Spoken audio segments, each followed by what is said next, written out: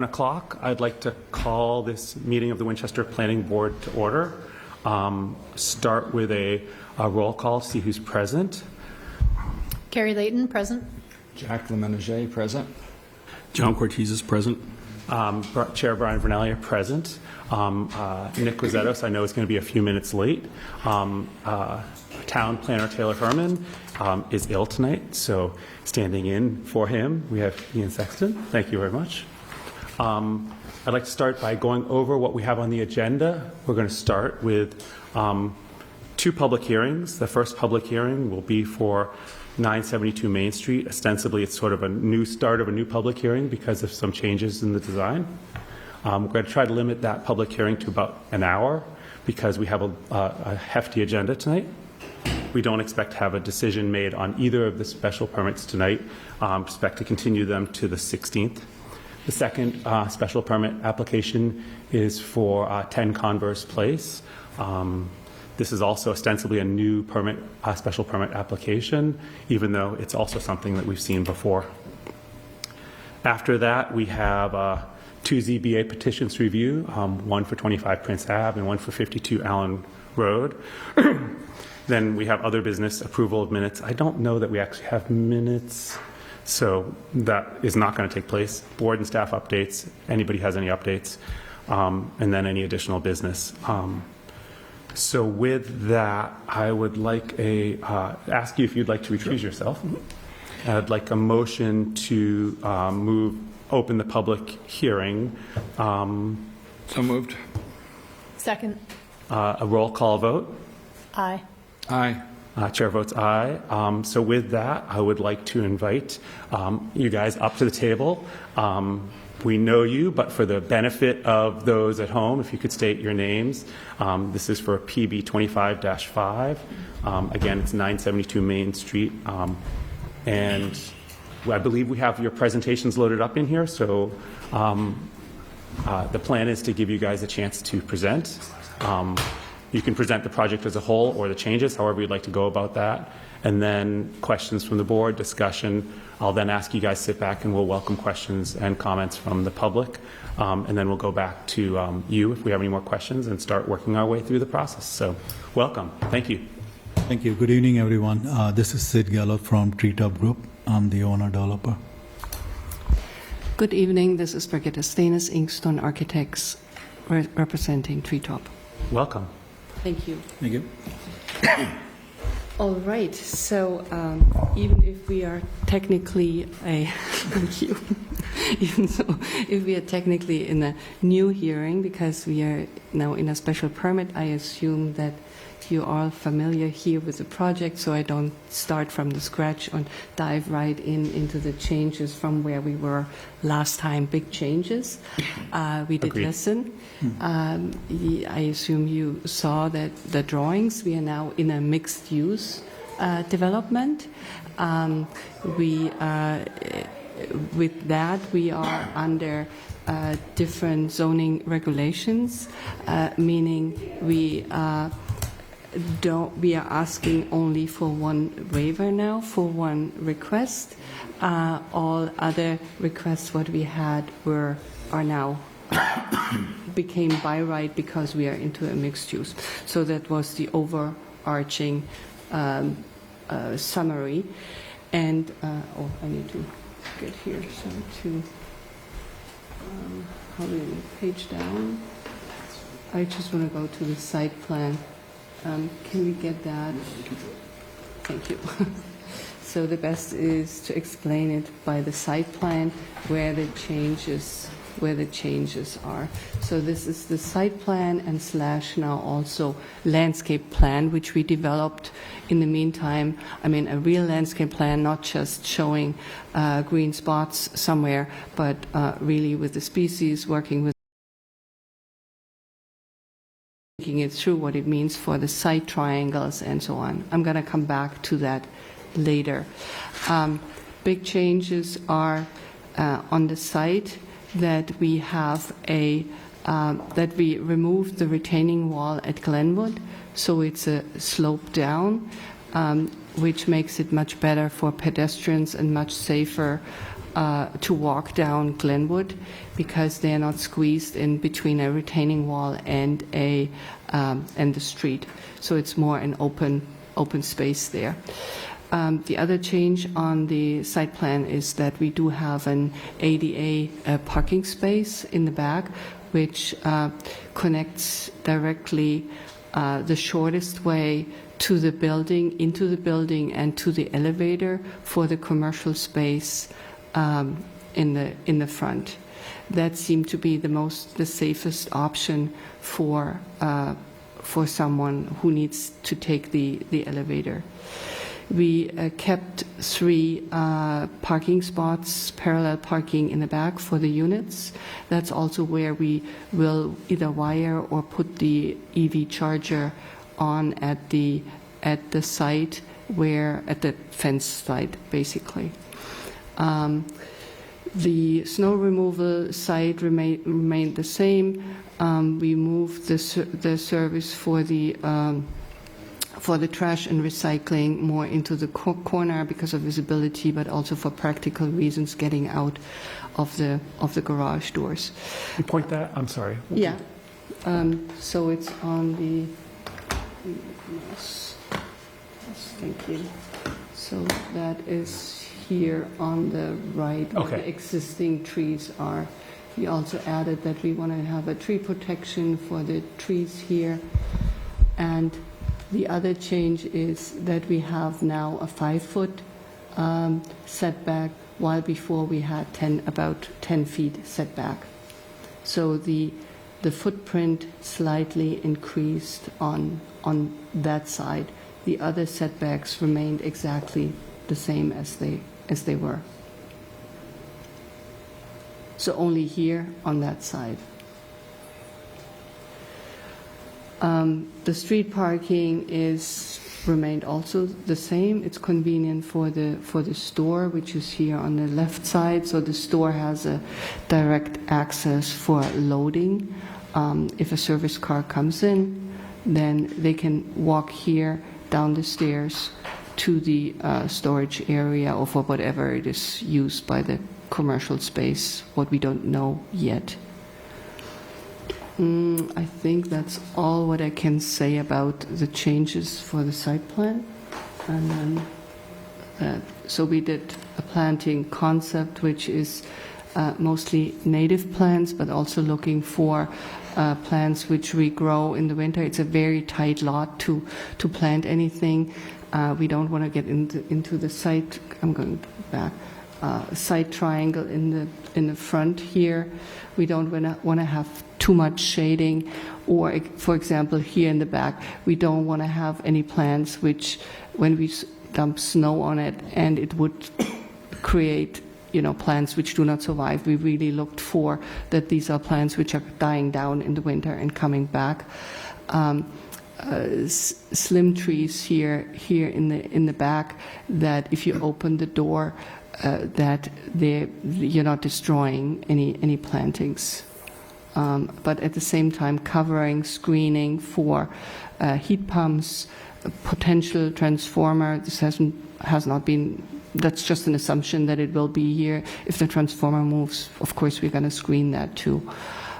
Pavements for front pavers getting into the building. These are the plant concepts. Then this is the basement, how it presents. It hasn't changed too much, except that we added a wall here to create a safe access for someone coming from the back and entering the elevator without going through an open garage space. The left side shows the storage, or it can also be something else. Maybe it's a use space by a business, and we added a bathroom in the also here in the lower level. The right side remained from the concept the same. The entrance to this apartment is on the first floor, so it's a loft, basically the loft concept, only that you walk in on one level and go down instead up but this is a large, actually very nice apartment. Then the first floor, the commercial space is really nice and big and very usable for for any kind of business which wants to get in there, with a 50% street front and a side front, a 50% side front and a 40, I'm sorry, I misspoke. So the front is 41% and the side is 50%. So we are exceeding the requirement on Glenwood, and we are a little bit short instead of 66% on the front, and we went with the number, this 40% from the last meeting, which gives us, and we added bigger storefront windows, and over the front it gives a nice visibility, particularly coming from the town on the left side, with an awning in the front where there could be a very nice sign for a business.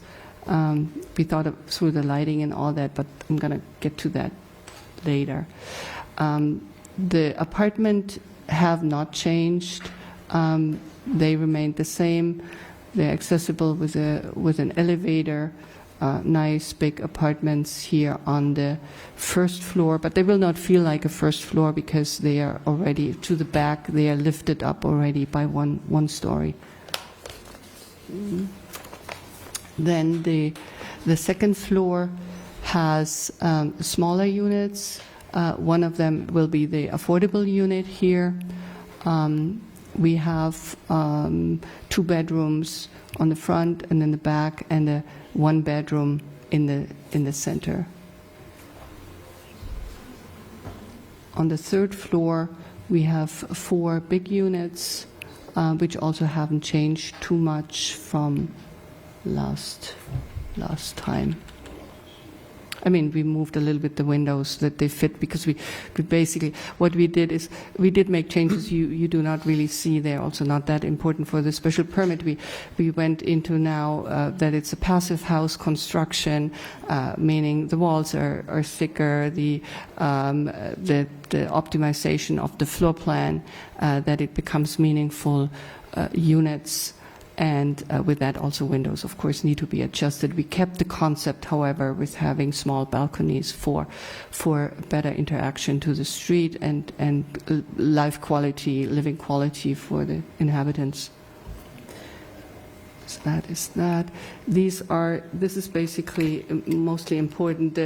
For the numbers, the elevations remain still quite schematic, and it's better to look at the renderings we have for the design. So we have 12 units plus 1 affordable unit and 1 commercial unit.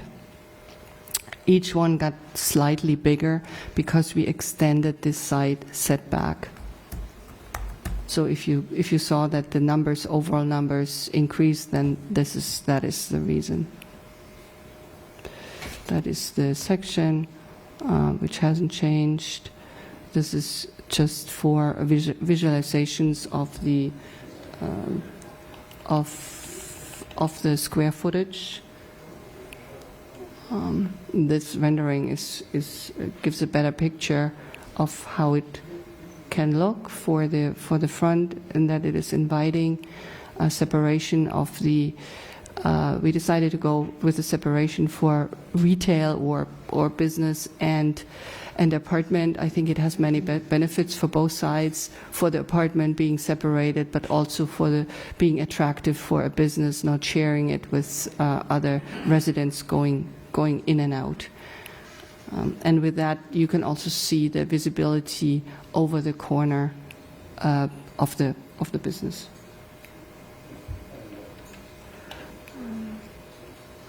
That's a direct front over the corner, adding some more transom lights for the garage. Also next to the doors, actually the back doors, they're just not visible. And this will be still the further we go. Oops, what did I do now? And no, sorry. going back. Yeah, so the windows, if some are not that aligned as they should be, this is still also work in progress because we are still optimizing, but from a concept perspective, that's going to be it. Yeah, and passive house, for example, that we looked into the windows, the passive house standard windows, and all this kind of now fine-tuning as we are moving along and getting more specific. So these were basically... So nothing's been done on the windows yet? You haven't heard from the design review committee? We're having the design review tomorrow. Okay. I'll want to ask some more questions on that. Sure. I'm not stopping you, but because design review is going to meet tomorrow, we might want to limit our, I mean, I'm certainly not telling you not to, but limit our conversation about design until after they've had a chance so that we can respond both to anything we have and what they have, as opposed to us suggesting something and then design review.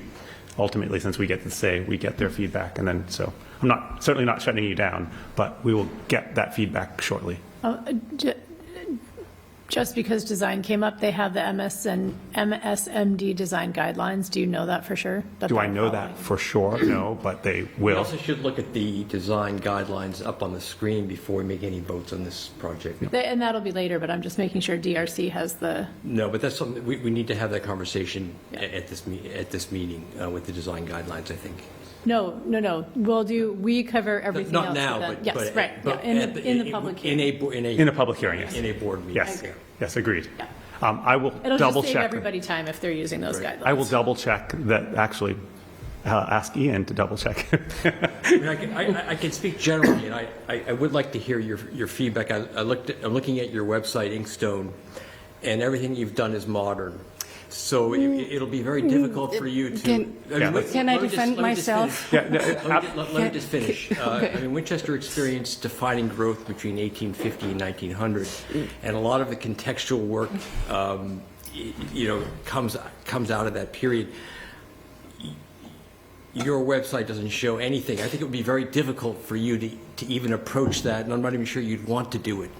So, Before you speak, I'm not going to stop you from speaking. Sorry. I'm not going to stop you from speaking. I do want to focus on design at the right time, and design is crucial. I understand. It's just that we're still just getting our first pass at these revisions. This is something that's going to come back. You're welcome to quote defend yourself, but I don't go there because everybody knows a website is not necessarily representing the style. I can only tell you I grew up in a house which is from 1200. I did a lot of urban design. I come from a very historical background. I do historical work. I do serve in Lexington on the historical conservation committee, and I did a lot of work historical in Cambridge and all the way around. It's just not on our website because our business concept is mid-century and modern. Neither multifamily building is on our website. That's just a business decision we have. no. I appreciate it, and I promise you, we will get to design. Yes. But I want to give you a chance to continue what your sort of presentation, and I promise you, we will get there. Okay.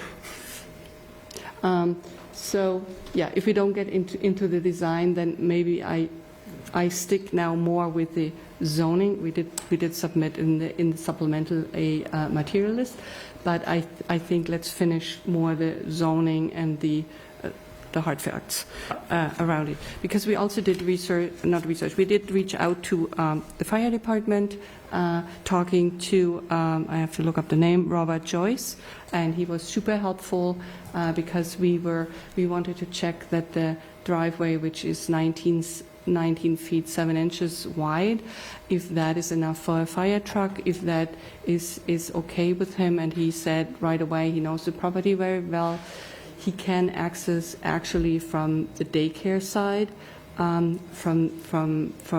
that side. He can access from Glenwood. He can access from Main Street, and he was totally happy with the access. He gave us a list what he wants to see, like the red fire alarm and these kind of things. So this will be implemented it's not shown on the drawings, but this will be more the building permit stage when we implement that. But it's good to have it now and to get it right in if he had would have had any concerns. We also reached out to Sean from the DPW and talking about his guidelines. I mean, in the principle, stormwater management was already done for the first building permit, which will be very similar. The footprint now is slightly different now, but only slightly. So we will, and I have that here. We just didn't submit it. It was submitted already with the building department. So we're going to go along that lines. We'll work with them if there's anything new, if they have new requirements for that. Also in terms of percolated area, which is not really defined in the bylaws. It's only the open space what is defined in Winchester, but we are open if they want to have a parking spot more on a grid or anything that will be, even if it shows asphalt now, we're going to work with them Fantastic. what makes sense.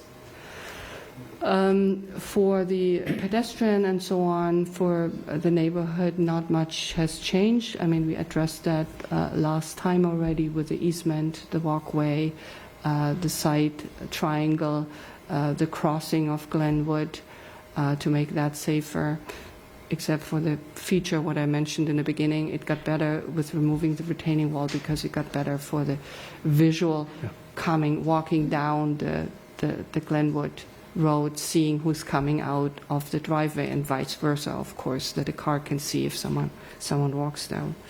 So that was our priority, to improve the safety. And that, I believe, is mostly the changes we did since last time. Fantastic. Thank you. Thank you very much. I appreciate it. So I think I'd like to start by going around to the board and seeing if they have any questions about the project as a whole or about the changes that they would like to have clarified before we go to public comment, which I'll do after we do that. So I have some questions, but I'm happy to go last, or I'm happy to go first, if people. Go ahead. Okay, I will go first, if that's okay. I have several questions. One, the first question is, you have shown those trees in the back right corner, but the left corner of this image, and you also showed them on the overview. Is the intention to retain those two trees that you have in that image? The intention is to retain as many trees on that side as we can. So very realistic are the trees at the end of that driveway, and they are shown and also marked as a tree protection. If we can retain more on the along the border to the daycare, that would be very beneficial. Okay, that's helpful. So my second question is, if you could get one of the plans where the elevator is located, so I can see, just sort of looking down from the top. That one's good. So I see where anyone will do, where the elevator, actually go to one floor up, just so I can see as it connects. Yeah. So we have the elevator take the elevator up and just show how you would get into each unit. Up here, here, and then you walk over to the store entry. Okay. And as far as the units, maybe go to the second floor, just because I was a little unclear when I was looking at the plans. Second floor, I mean, up. I'm sorry. Yeah. Oh, sorry. That's what I wanted. So there, I see the elevator. How would you get to 4A from the elevator? Is that a door? So this is the door, Okay. which is a fire door, because we need to have a fire separation here in the middle, and that's also the two staircases. Or we can have the staircases only adjacent to each other if we separate them with really a fire 2 hour, I believe it's 2 hours, firewall. And with that, but we still need this door since we wanted to have this elevator, meaning this is a fire door here in between. So it's just that. So my question that I was thinking about is, I need to get to Unit 5A. Yeah. I get off the elevator. How many doors do I need to open to get between me and to Unit 5A? Okay, so you open that door, Yeah. you open that That door, door. and then your 5A unit. Okay, so there's there's 3 doors in there. Okay, that's just wanted to understand Yeah. what I was seeing in there. Right, right. It would be great from a user perspective to eliminate that or eliminating that one, but because of the staircase and that this is a 1-hour separation in a fire in a stair tower, we would need to work with the. I don't think we can do that if we talk to the building inspector, because it's really a fire issue to keep those doors. While the center one is a higher fire rating than the side doors of the stairs. So I guess my thinking was, and I totally respect that, I'm certainly not gonna argue with the building commissioner or anyone, is thinking about universal accessibility. If I want to get from the elevator with some sort, and I'm mobility limited, are those doors going to be automated, or is there going to be I'm just thinking about how I get from, if I'm mobility limited, from the elevator to apartment 5A, and I'm sure you have to think about this too, but how do I do that? Right. So we have not thought about that, thought it through, since it's also not a requirement for the residential units. We want to offer it, but we have not been there yet to do that. It's certainly a good point, because opening two doors is a hassle, and that would also mean, the bigger unit would probably be more beneficial, or the closer one to accommodate that. Okay. So my third question is, if we look at the front of the building, so I look at this and I appreciate that you have access for the store and in fact for the housing itself could be accessible accesses through the back, but I'm also thinking about someone who lives in this development or who wants to come and visit this development, and they take an Uber and they get dropped off in the front, and how they get inside or how they get outside. I think it would be helpful for me if you look at if there's a way to make an accessible ramp for one or both of those entrances, or a combined ramp for both of them.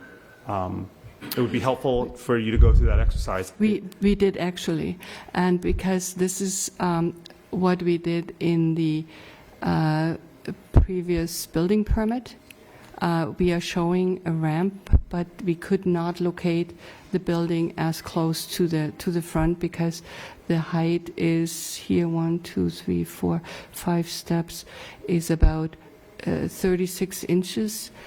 This is a really long ramp. It needs to wind. I need to have one switchback, and with that we couldn't locate it as close to the front. It's 4 steps or 5? It's 4 steps. And then one at the entrance makes 6. Oh, there's one step into the entrance? Typically, it's one in there, yeah. So we had calculated 36 inches where I can go to the section to check that. Maybe you can see it there. I can't read it. Yeah, I can't read anything that small. Oh, man. That is just, this number, basically from the floor. Thank you.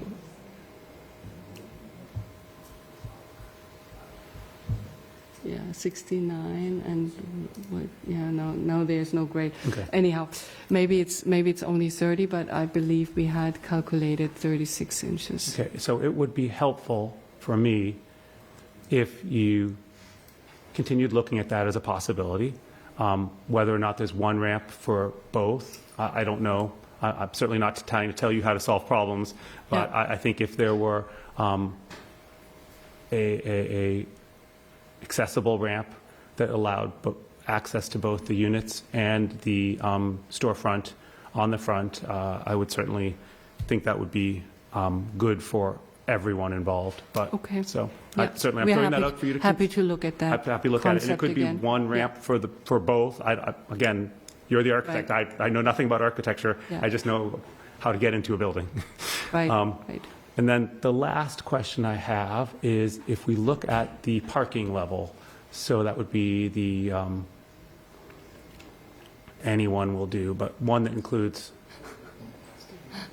Thank you. actually even better would probably be the one up top that has the outdoor parking spaces. There, that one would be good there. Yeah.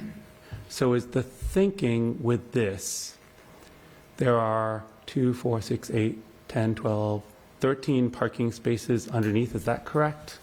So we have 15 in the building. We have 3 outside parallel, and we have +1 ADA, and for the commercial on the main street. Where are the 15 in the building? So maybe the other one would help. Maybe the other one. Yeah, the other one help. So we have 8, and where the elevator is, we have only 7 on one side.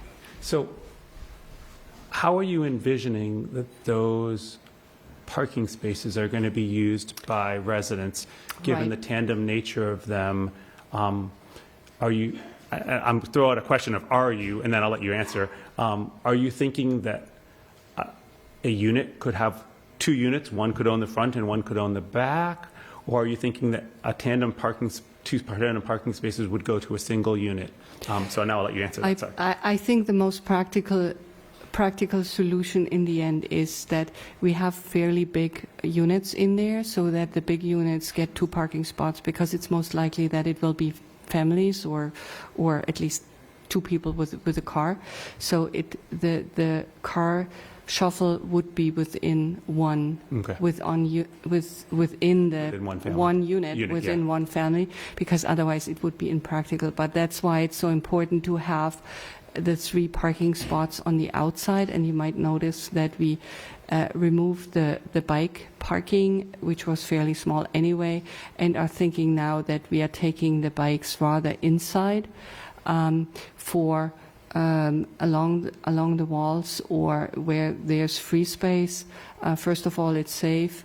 And Much better, much better. and much better, and maybe even there could be a charger later installed or anything like that. So it's a better use of the space to have this the parking outside freed up. Okay.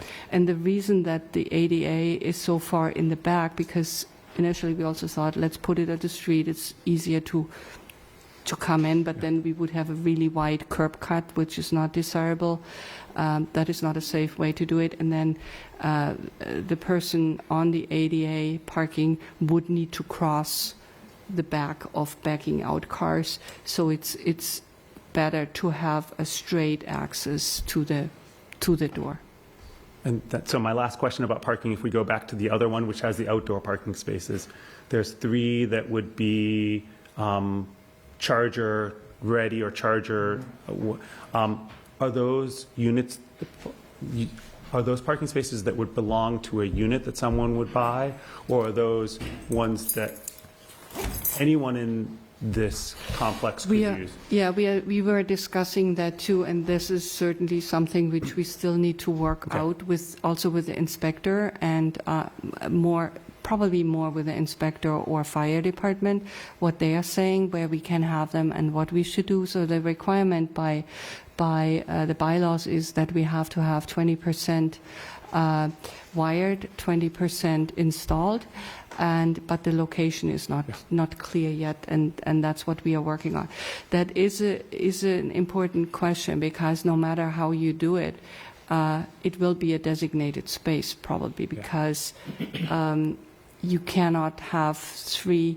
That would mean 3. If that would be flex spaces and only for the charging, then it means we would need to take it away from dedication. 100%. And that is still something we need to find the balance, the best ground for everyone. Okay, thank you. Those are my questions, and I'll now hand it off to others who have questions.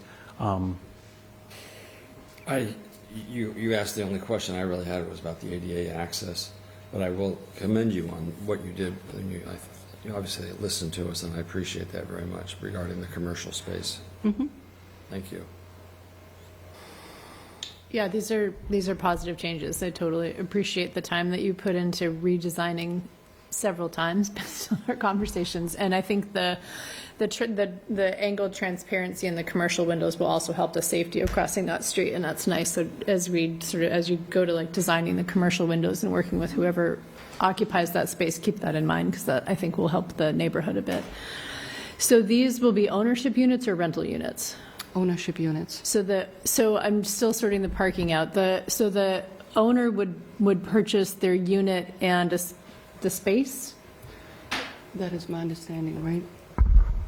Yeah, I mean, we haven't yet decided with the sales people, but in past, these parking spots, they are assigned with the unit, so when we are selling it, if they're buying a unit, they know what designated spots they are getting. And there are 13 residential units and 15 parking spaces? Or 13 and 13? We have more. 18. 18 parking spaces, 19. Yeah. 19 with the ADA. Yes. Okay, Plus the front parking, plus the Main Street. okay. So some people would purchase one space, some people would purchase two Yes. spaces. Okay. And some would purchase presumably none. I None, think and there'd on be a the- couple that are No. not assigned.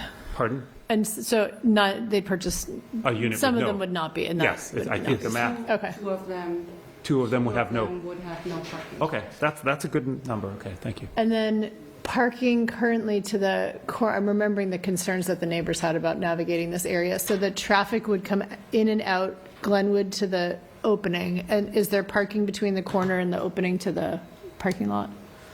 Here is, you mean here? Yes, along yeah. there? No. Okay, It's too narrow. okay, It's really important to have this safe 3-foot wide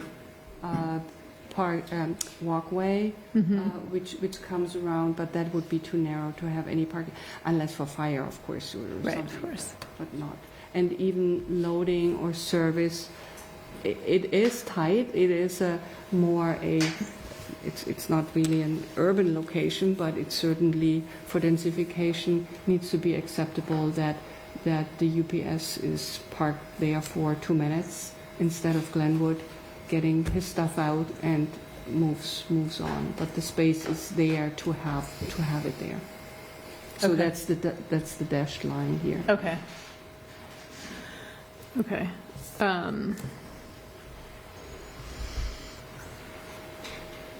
And then I did not go through the checklist.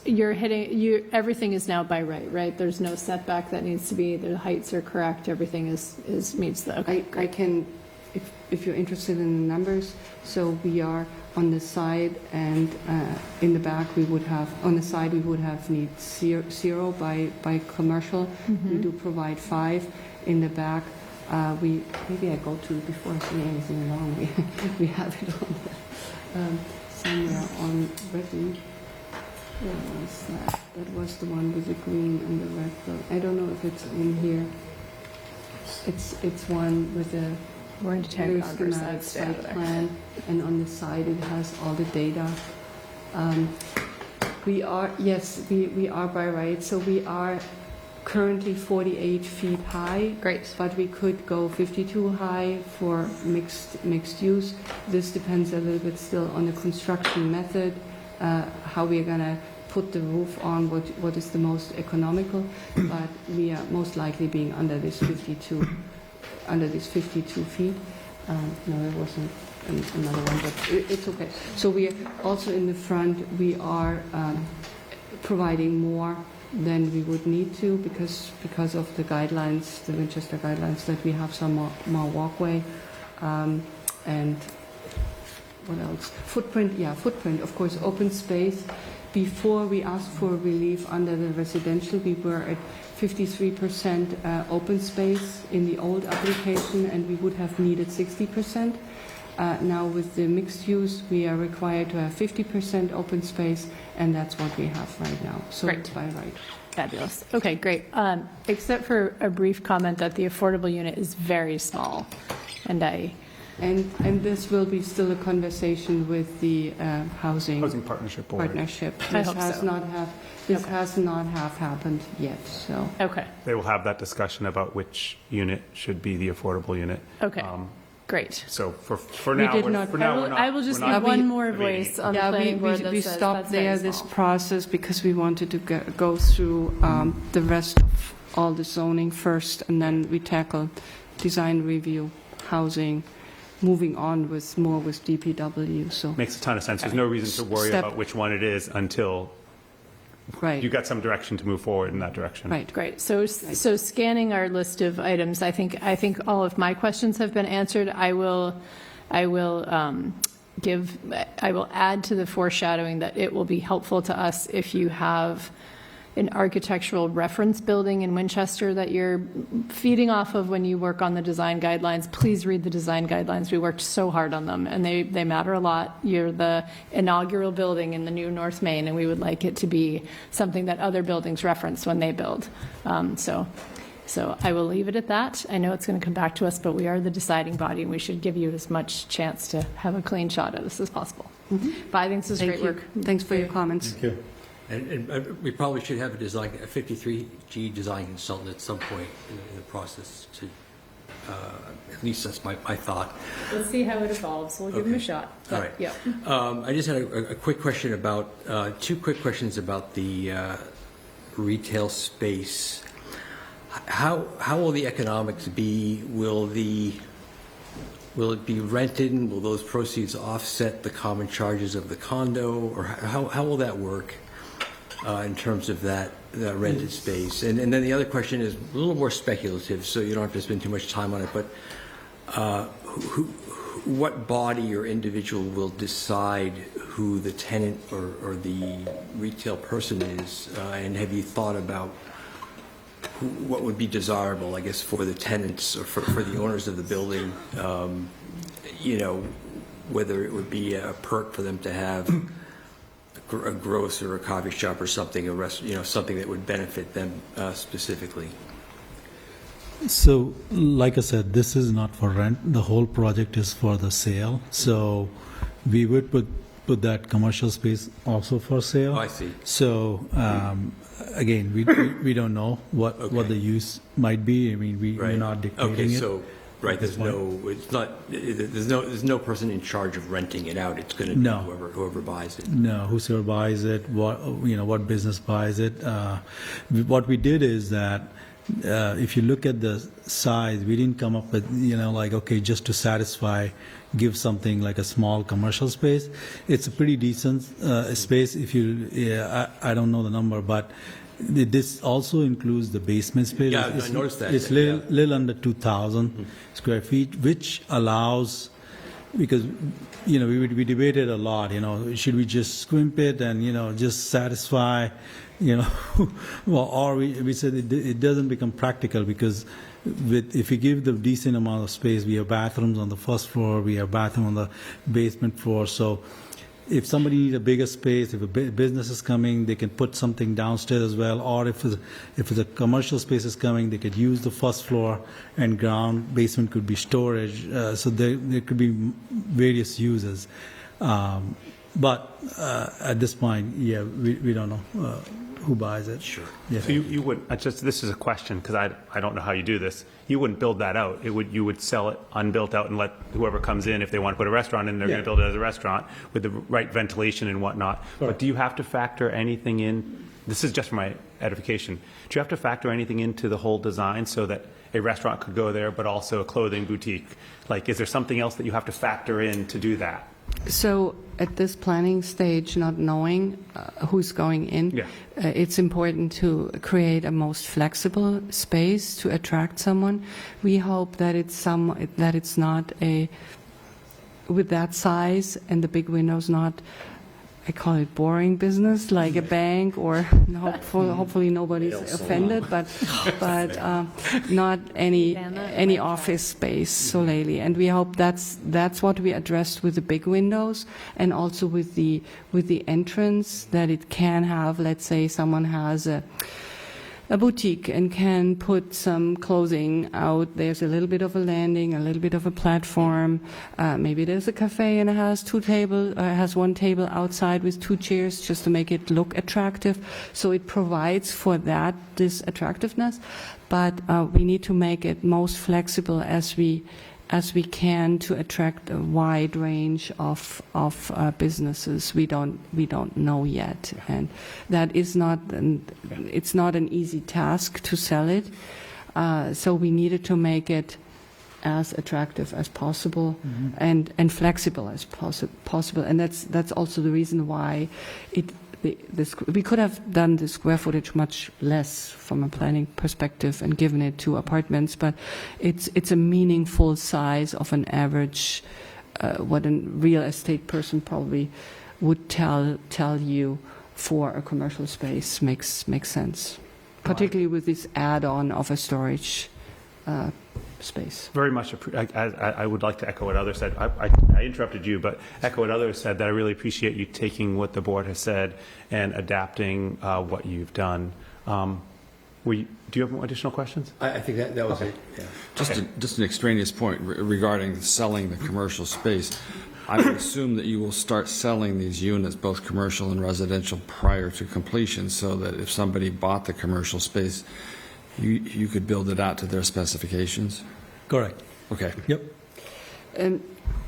And we do have the building height or the ceiling height that we can, because a commercial requires other ductwork and things like that.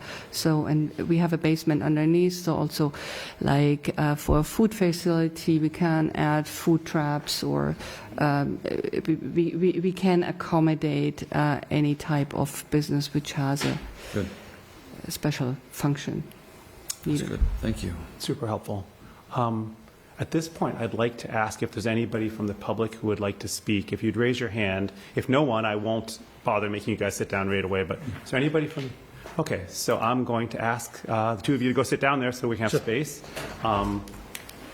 And if you want to come up, and I'm going to time everybody tonight because we have a very, very tight schedule tonight.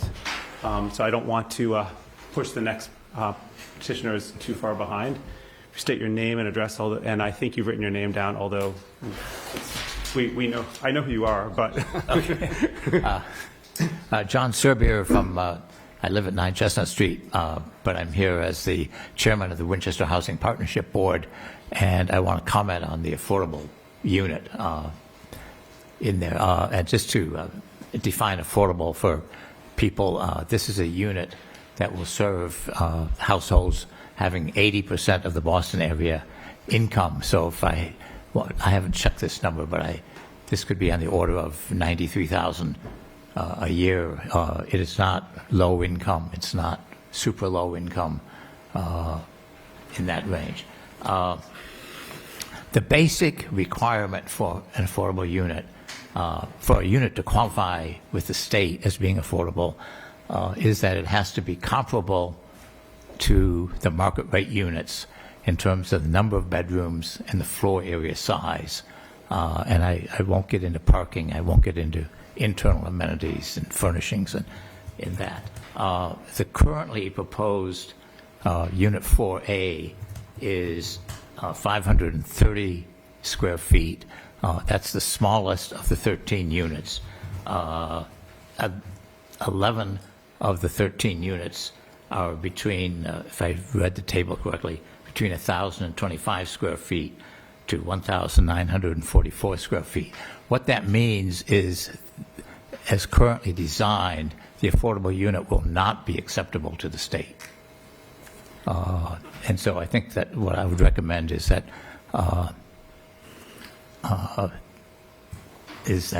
myself and let me, before I say that, I spoke today with Jennifer Caffarella, who works in the town manager's office.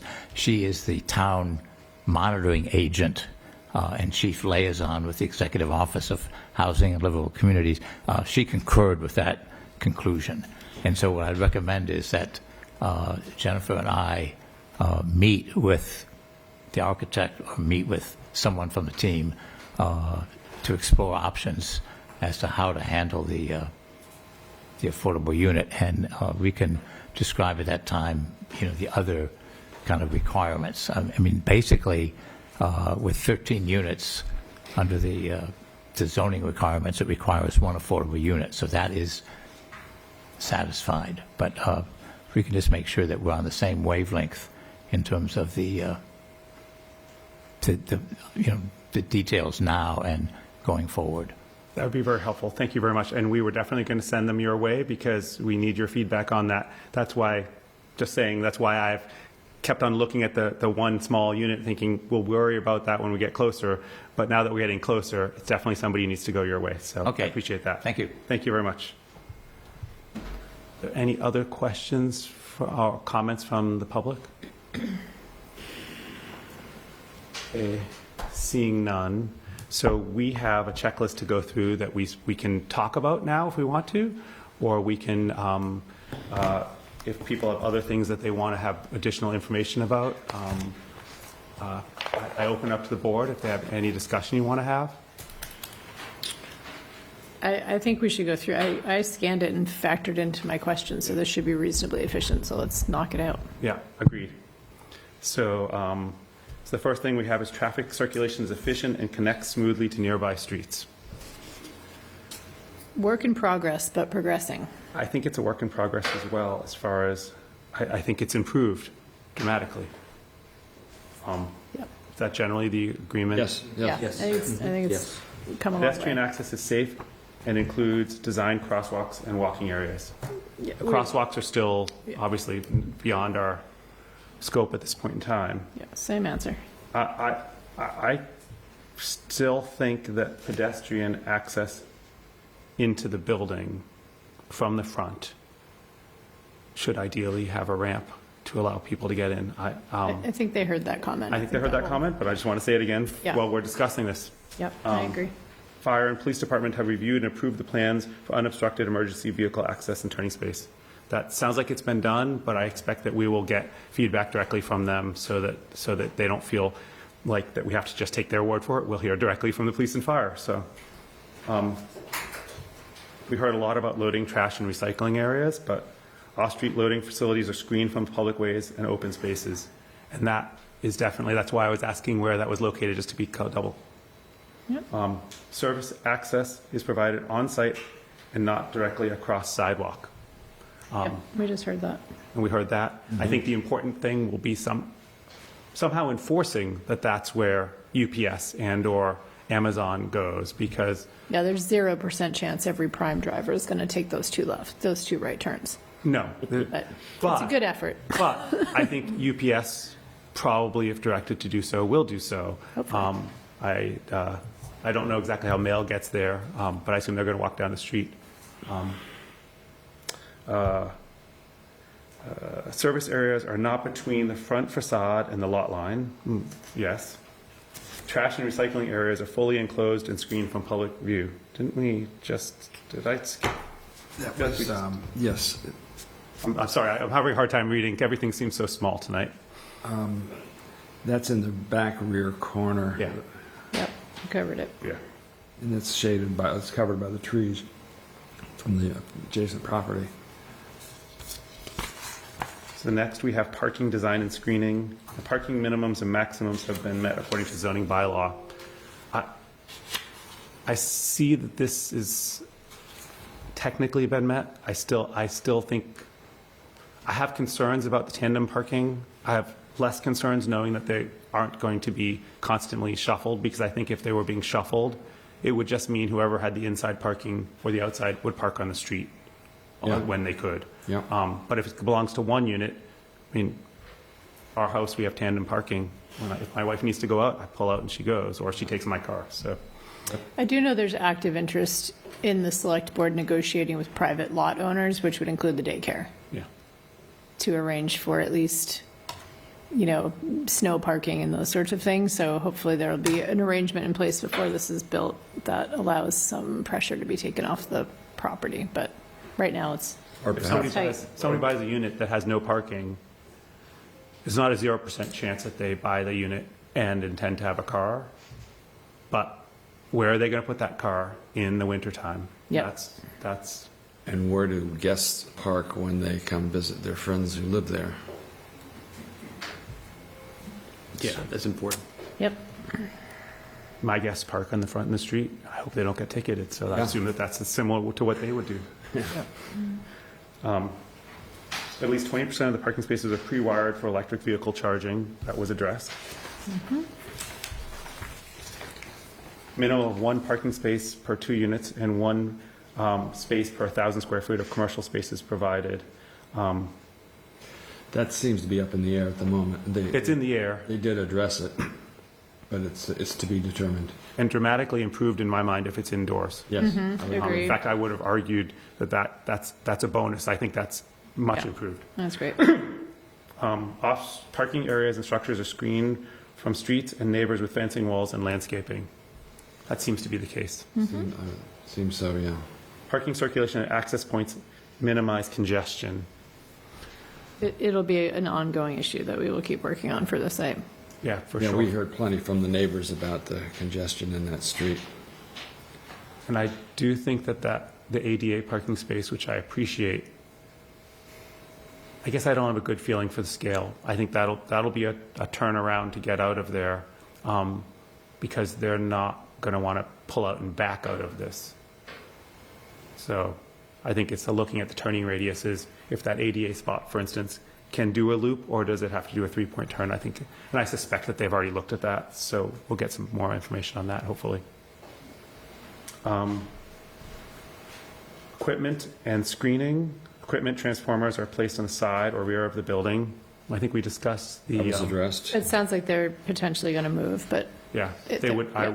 they will be It's been screened, mentioned. it sounded like. Right, Equipment is screened with landscaping, fencing, and architecturally compatible walls. right. That's also something that's been established. As far as street and landscape, the Department of Public Works and Engineering Department has reviewed and approved all proposed improvements to the public realm. I think that's obviously something that needs to be discussed if we get there and when we get there. Landscaping integrates the streetscape, trees, planting, and open space. As proposed tonight, I was pleased with it. Agreed. I will show my Lorax that I've been dubbed the Lorax, that I'm always happy to hear that any tree can be maintained if possible. absolutely. I'm sure that I've been pegged as that, so I keep those trees and I'll be happy, man. I'll second that. yeah. Street furniture, lighting, and pedestrian features create a welcoming environment. I don't think we've gotten to that point yet as far as that. And in fact, maybe that's a good place to stop for the night, because I feel like that starts getting on to areas that we haven't really. Signs and lighting and all that, that's a good idea. Yeah, that's it. And I think the engineer has this, right? So the stormwater was briefly addressed, but the And rest of it, historic, we should postpone. Historical Commission's you're going to talk on this one, or meet on this one too? Because we've got historic preservation at the end. I don't. I don't want to speak on that yet. I think that they found. Well, I don't want to say they what did. Yeah, I That's think they right. found it not historic. Right. No adverse impact. No adverse impact on historic resources. Right, that's the word. Because if there were, then this would be a really hard plant to do, because that whole old building is going. And then we'll have development character, which was certainly something where we'll get into design. But so I think our next steps are you guys are meeting with the DRC tomorrow night.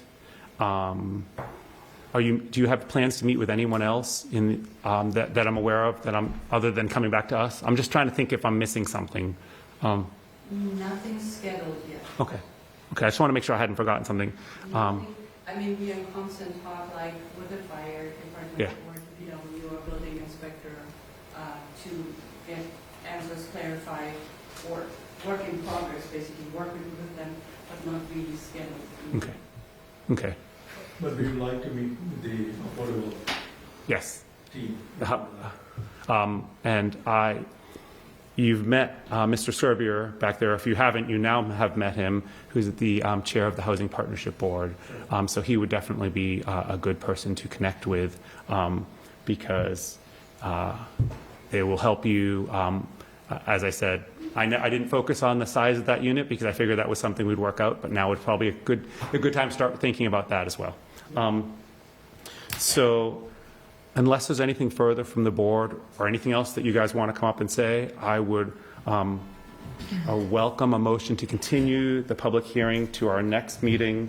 We're going to continue to our next meeting, even if you're not ready to that. If you are ready, great. And if you're not, then we can continue it from there. So continue it to the 16th, I think it is. Yes. So I welcome a motion to continue this public hearing to the 16th. So moved. Seconded? I'll just do a roll call. Aye. Aye. Aye. Chair votes aye. Vote is unanimous. And thank you so much for coming in tonight. Appreciate everything you've done. And Do we welcome back to the table John Cortezes? yes, I would welcome Mr. Cortezes back to the table. Thank you so much, guys. Appreciate it. Thank you. Good night. And I don't know, are we still in public hearing or do we need to move into the second public hearing? I think is it a single public hearing or is it two separate ones? It's a single public hearing with two Well, items. does that lock them to each other? Do they always have to show up I don't together? think, I think we're still in All public right. hearing. The planning board continues to hold the public hearing. Yes, we continue to hold our All public welcome. hearing. And the next public hearing the continuing portion of this public hearing will be for 10 Converse Place. This is a petition that we've seen several iterations of. This is a new iteration, so it's got a planning board 25-6 is the new title. And I would welcome so we're going to do it the same way we did it with the previous special permit application. Welcome the petitioners to the table, introductions, presentation. They don't have to start at the beginning, but certainly as a new application, they are welcome to do so. And we'll do questions, and then we'll welcome public comment. And we're going to try to limit tonight to about an hour because we have a hefty number of things on the agenda tonight, but I think that in an hour we can make a lot of progress. We just made a lot of progress on that. So welcome back, or welcome, depending on how you want to say it. If you state your name and about the project for the record, and mostly that's for our scribes at home to work on doing the minutes. So welcome. Thank you so much. It's good to be back. I'm Paul Onyebane from Urban Spaces, and we have our team. I'm Larry Beals with Beals Associates. Thank you. And I'm David Tebenkin with Hassin Architects. Welcome. Thank you. So if I'll ask that whoever is speaking have the mic if you pass it around, because otherwise no one can hear you at home. Perfect. Well, we're delighted to be back with the incredible shrinking project. We, over the last several months, have been pleased to work together to really understand the town's needs and requests. And the main message that we heard was to sort of live within the means of the property. So really no off-site mitigation. And that meant essentially shrinking the building footprint. Would you like us to walk through the slides while we're giving the Would be great. Okay, yes. perfect. Helpful for people at home too, because they can see what's on the screen. Excellent. So as we can see, the footprint of the previously approved project is shown both in the white and in the pink. And we've sort of cut that back to be just the white part. So essentially, we've taken off 33 feet from the waterfront side to the new edge of the building. So a very significant reduction. And ultimately, we can see on the next slide I'm sorry, if we go back, maybe it's not in that one. There it is. If we can see the existing building footprint in the lower left-hand corner, just to give some sense of scale, which I know you requested, Brian. So ultimately, that's the new footprint. And if we go to the second slide, there, you can see it. We're very excited about how that looks compared to the old building. And if we move to the next slide, another way of looking at it is sort of from Mount Vernon. You can see that the previous building used to be that entire width, and now in section it has shrunk to just the right-hand side where that black line cuts through it. And we can see that on the next slide a little better. You can see the red part is has disappeared. And that, of course, is all going to make for a much improved viewing corridor. And as those who've been following it closely know, that viewing corridor being blocked by the building was caused a lot of consternation, ultimately culminating in some litigation with the previous developer. And there's no need for that anymore. The litigation can go away, the viewing corridors can be restored, and ultimately we can get a building that sort of would look more like the black instead of the red and the black together. Another way of representing that, if you have the next slide, it's a little trickier to read because it creates an optical illusion, like looking at a cube that might switch in your mind's eye. But ultimately, the part on the right is where the building is going, new building would be, and the part sort of on the left would all disappear. It would all be gone. Maybe another way to look at that is the next slide. You can see the great enhancement of the open space between the edge of the building and the waterfront on the left. Might be worth going back maybe just one more to see that again. We can see, you know, a very dominant building that covered almost all the space, and now to the next one, you can see it shrinks away.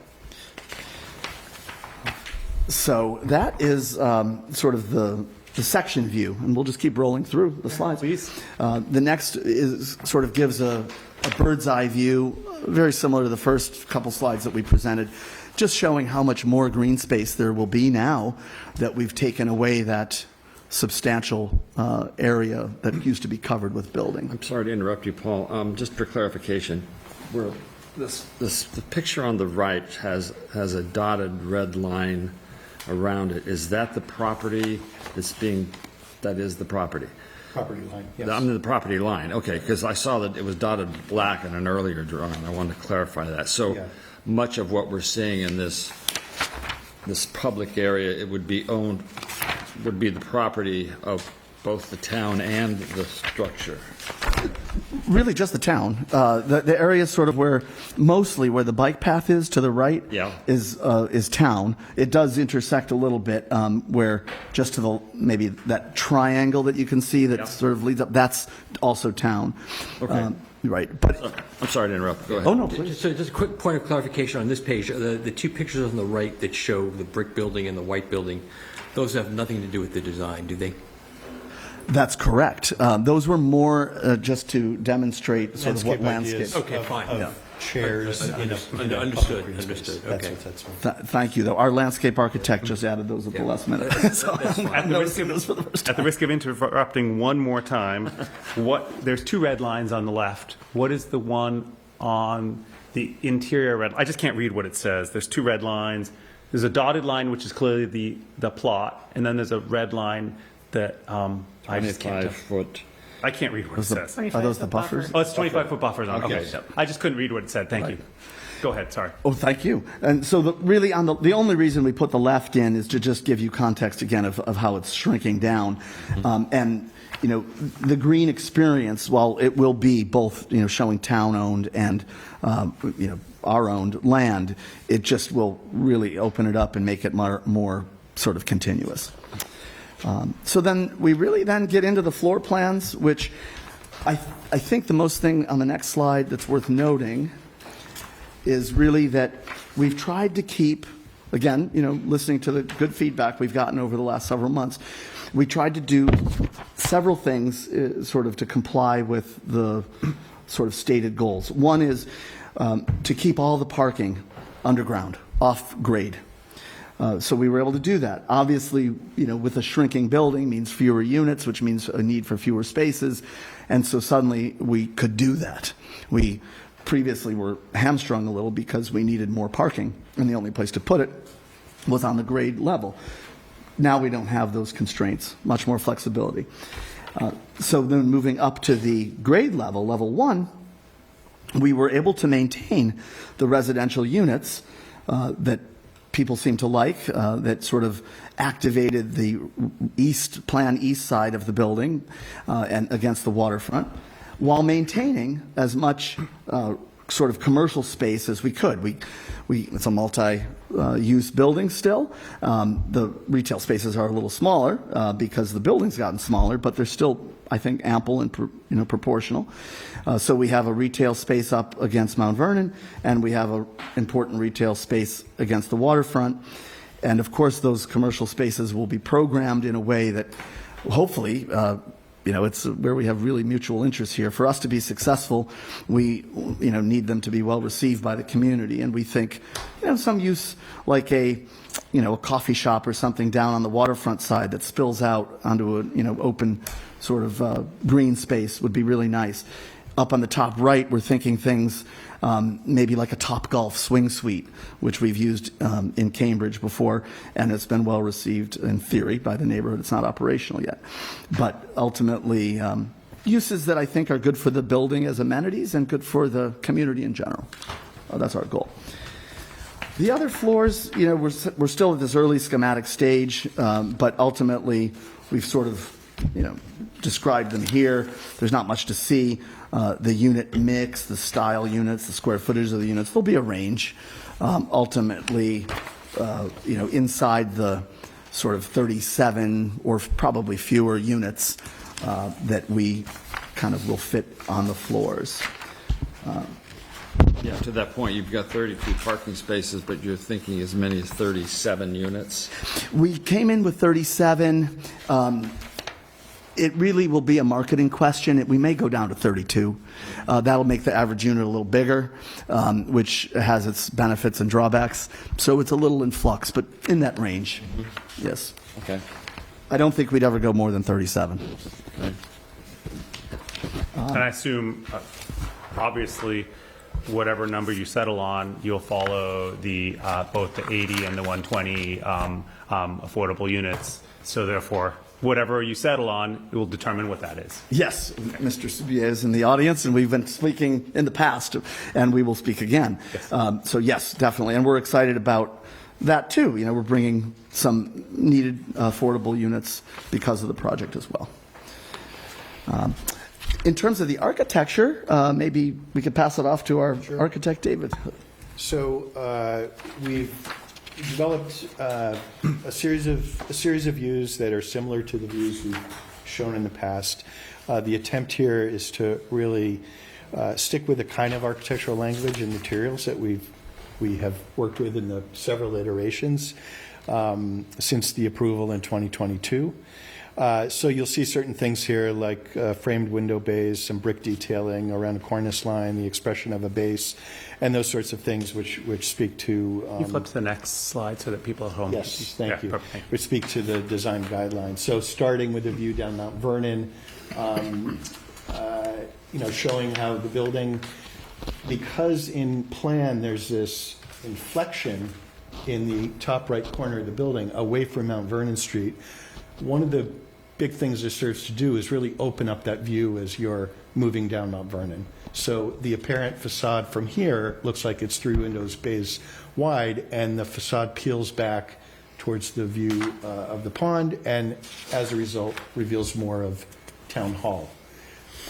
We're showing this expression of 4 floors of brick up to that banded cornice, similar to what we've shown in the past, and then setting back a brick volume on the front and rear of the building, the north and the south side, with these copper bays running between them.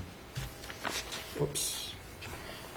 So this is a view closer to the corner of Converse and Mount Vernon. Yep. Similar to what you've seen before in earlier iteration from April, but expressing strongly the entrance to the residential on the corner, which we heard was the right place to have this residential entrance, puts it closer to downtown, closest corner of the building toward the commuter rail station, and expressing that with the copper that we're pulling down from the language of the bays that march down Converse on the 3rd and 4th floors. And this is something that we've continued to hold on to from the last iteration. And the idea here is with these angles, rather than looking straight across Converse, which is a fairly narrow street, we're opening up one side of the bays towards Mount Vernon and inflecting the other side towards the view of the pond and the Main Street. I see you've named it 33 Mount Vernon. Well done. We like to Mount Vernon Street address. Sadly, you'll notice closely that we also left 10 on there for good measure. That's right. And then down Mount Vernon Street, you know, this is naturally where things like trash room, handicap van parking, entry to the garage, electrical transformers are, but we're trying to really articulate this like the rest of the building with very formal language of banded brick with texture at that base and surrounding the windows with cast stone frames so that it really feels like an active facade. This is the view looking from across the street from Town Hall on Mount Vernon back towards the building.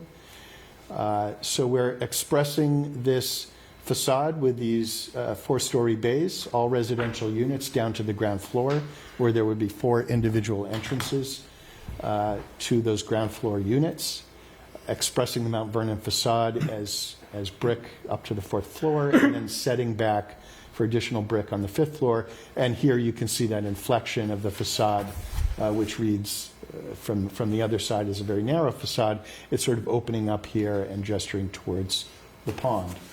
And then in order to address the design guidelines requirement for an active roof line, we're expressing these sort of dormer-like volumes on the roof, something that got positive response in the past, to create private decks in between each one and create sort of an active silhouette against the sky with some amenity space and a trellis-like structure to activate this north side on the 6th floor for a common roof deck, and then doing something similar on the south side for a private roof deck. So this is a view from the Main Street Bridge. You can see the expression of the retail space at the base is similar to what's along Mount Vernon, with tall storefront windows and a corner entrance and awnings. And then here you see the bays on the 3rd and 4th floor down Mount Vernon Street with these narrow angled windows looking towards Main Street. And that is it. Thank you very much. I will do what I did before. I have a question, but I'm happy to comment, but I'm happy to go to the board first if they would like. Go for it. Okay. So first of all, I'd like to start by saying thank you for listening to the town. I am very pleased with the changes that I see here. I think I certainly don't want to speak for the board or for the town, but I think they address many of the things that had come up that I think that were issues and concerns. So I appreciate that. It's always nice to feel listened to. I have one question, concern, comment for now and maybe later. I'd love to go to page one that shows the street from Mount Vernon, maybe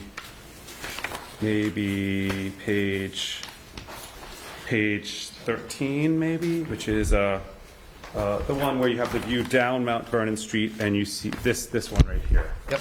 That might be a helpful one. Yeah. So I'm throwing this out there so I walked there today. I may have seen you guys in Cafe Nero.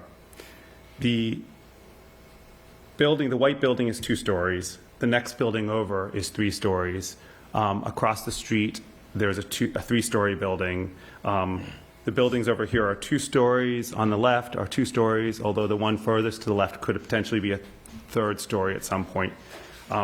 I'd like you to think about how you could have the setback occur on this building at the 3rd story and not at the 4th story, so that you see when you're on street level, what you experience is a three-story building, which is likely what we're going to see for the rest of the buildings along here at some point in time, with it set back further at the third story, not at the fourth story.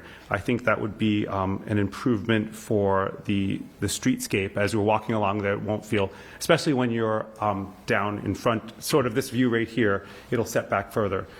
It's a little misleading. It's not the right word. The white building looks really big there, but it's not that big because it's only 2 stories, and it looks like it's 5.5 stories. So I think it would be helpful if you could consider that as an option to make that the 3 stories, then with the setback. I think that people are used to in town the laundry building being tall. And I think that that end of the building, I have less concern about the height. I think it's the sort of the streetscape. So I'd ask that you consider that. So Thank you. We'll definitely take a look at it. thank you. And I would open up to other members of the board with questions about this. What is the height of the laundry building? 62 feet. 62 feet, okay. Which is the laundry building? The one that's there now. The one that's there now, Oh. the existing building. One that everybody crops out of their pictures. This is the most relieved I've felt like in my entire time in town government, is seeing this new design. So I have some questions, but I think this is an enormous piece of progress, and I am well aware of all the bloodshed it took to get here. So thank you for bringing this to us. So the CBD guidelines have the height requirements set to, I just walked away from it, set to special permit allowing 66 feet, I think, in the north core. Is that right? It's 45 feet and 65 feet with special permit. I'm mostly reading this to the board rather than the applicants. The proposed building is 71 feet 8 inches, so I'm calling that out. This would be taller than what the bylaw intended, although I know the town is short. The town will probably get taller over time and probably should, but this is tall. This is taller than the laundry There's building. also an overlay there that doesn't specifically have a height requirement. Height, The PUD. yeah. PUD. Yeah. I think it's not addressed. It's not addressed in Is there. it limited?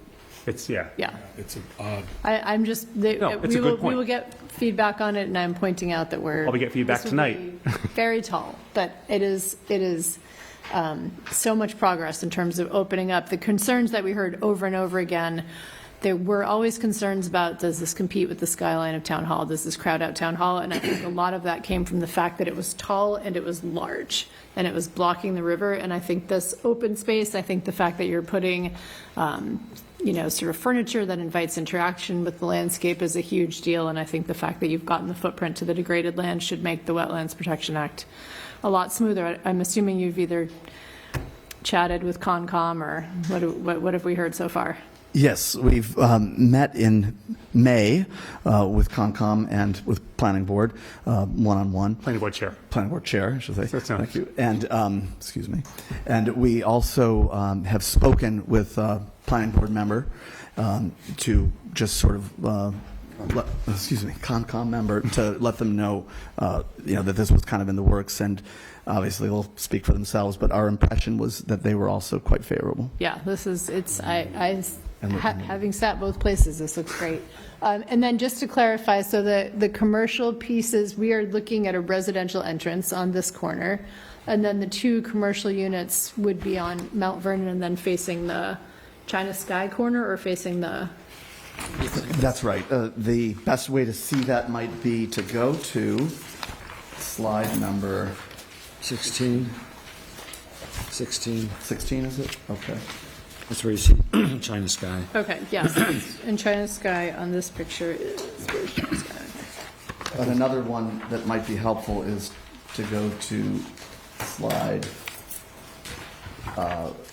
9, where you can see the exact locations of the commercial spaces. Okay, and so China Sky is like here, right, Jack? Yep. Here? Yep, that's right. Okay, great.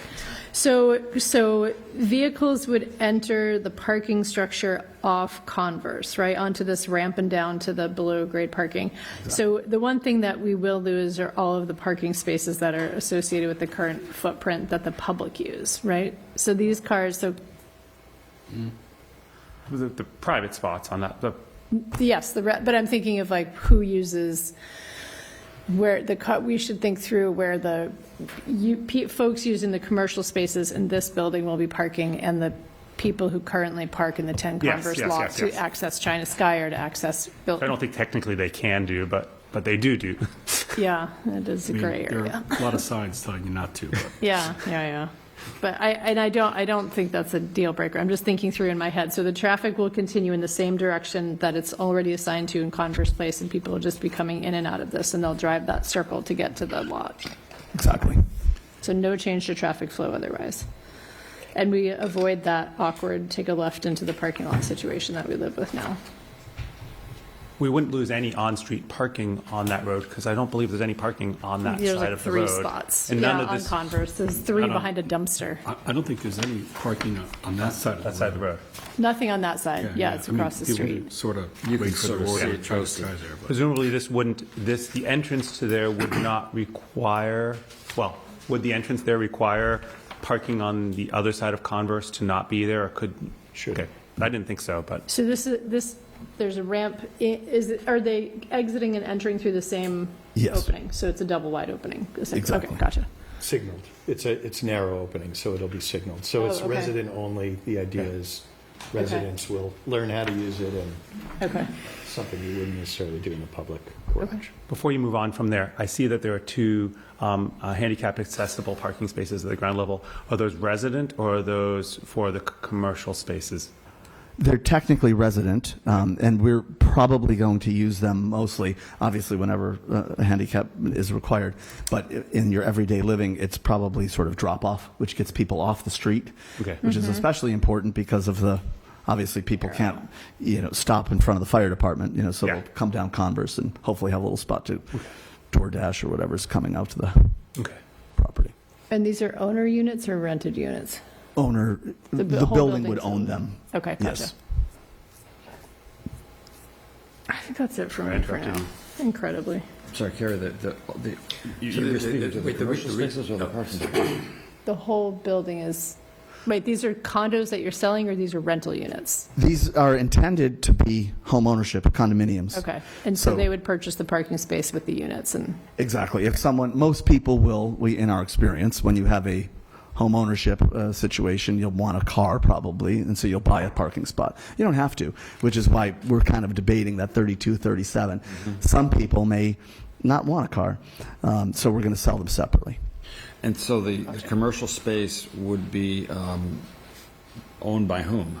Those would similarly be part of the condominium, so they would be, you might have unit 1 residential, unit 2 residential, unit 1 commercial, unit 2 commercial. They'd be sold as retail condominiums. Okay. What happens oftentimes in practice Yeah. is that we end up, as the developer, maintaining ownership of those for a while. I wondered about that. It does seem to trend that way. Sometimes we'll be able to sell the retail bay right away.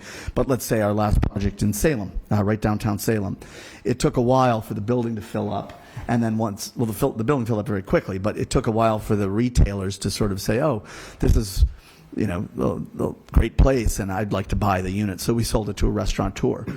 And other times we still own the first floor retail because just it hasn't been something that someone's wanted to buy. So we have a daycare center, for example, in Porter Square in Cambridge. It's a retail condominium. We own it and pay condo fees like everybody else that lives in the building. Okay, But they're our tenant. I see. okay? And similar to our previous hearing, the unit would be built out to the specifications of the buyer. Exactly. Typically, that's a negotiation. We may sell it, white shell. Yeah. And then someone may decide to just fit it up however they like. Okay. If we end up being the owner of the unit, for example, we might want to be the owner of the unit. We might want to say, oh, this coffee shop is going to be very successful. We'll be the tenant. Then we'll build it out ourselves. But it's sort of left-handed, right-hand. I got you. Okay, thanks. Questions from this side of the table? I just was looking at I looked at the pictures, and I love the copper. It's it's a really nice touch. And I'm looking at the brick. It's really hard to see the proportions of the individual bricks. Yeah. And like, if you look at 666 Main Street, from a kind of a contextual perspective, it's a disaster because the bricks are just, it looks like they're kind of, you're looking at the side of the brick or the top of the brick instead of the side, but it's a detail that kind of counts when you're looking at a contextual building. And any of these buildings, I mean, I guess it looks like it's a contextual style. Any of the buildings on Mount Vernon, Brown and Stanton, White Block, the one across the street with the wooden shingle on the top, any of those have a contextual proportion of the bricks.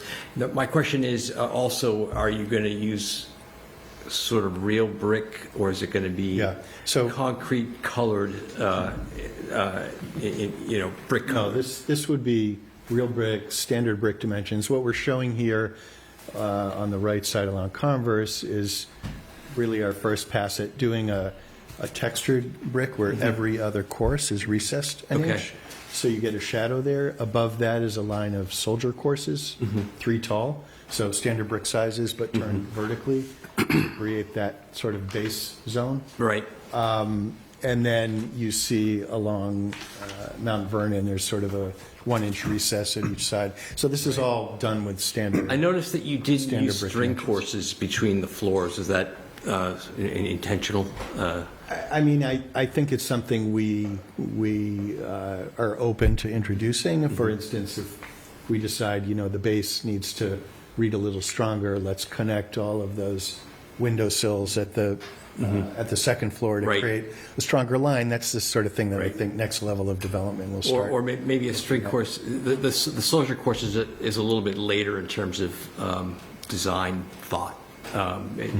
From the other buildings in the area, so that might be something we look at a string course that's sort of a little more contextual, maybe something off the Brown and Stanton, or even with a black painted, or one row or another row, kind of that might kind of bring it into the fold. So.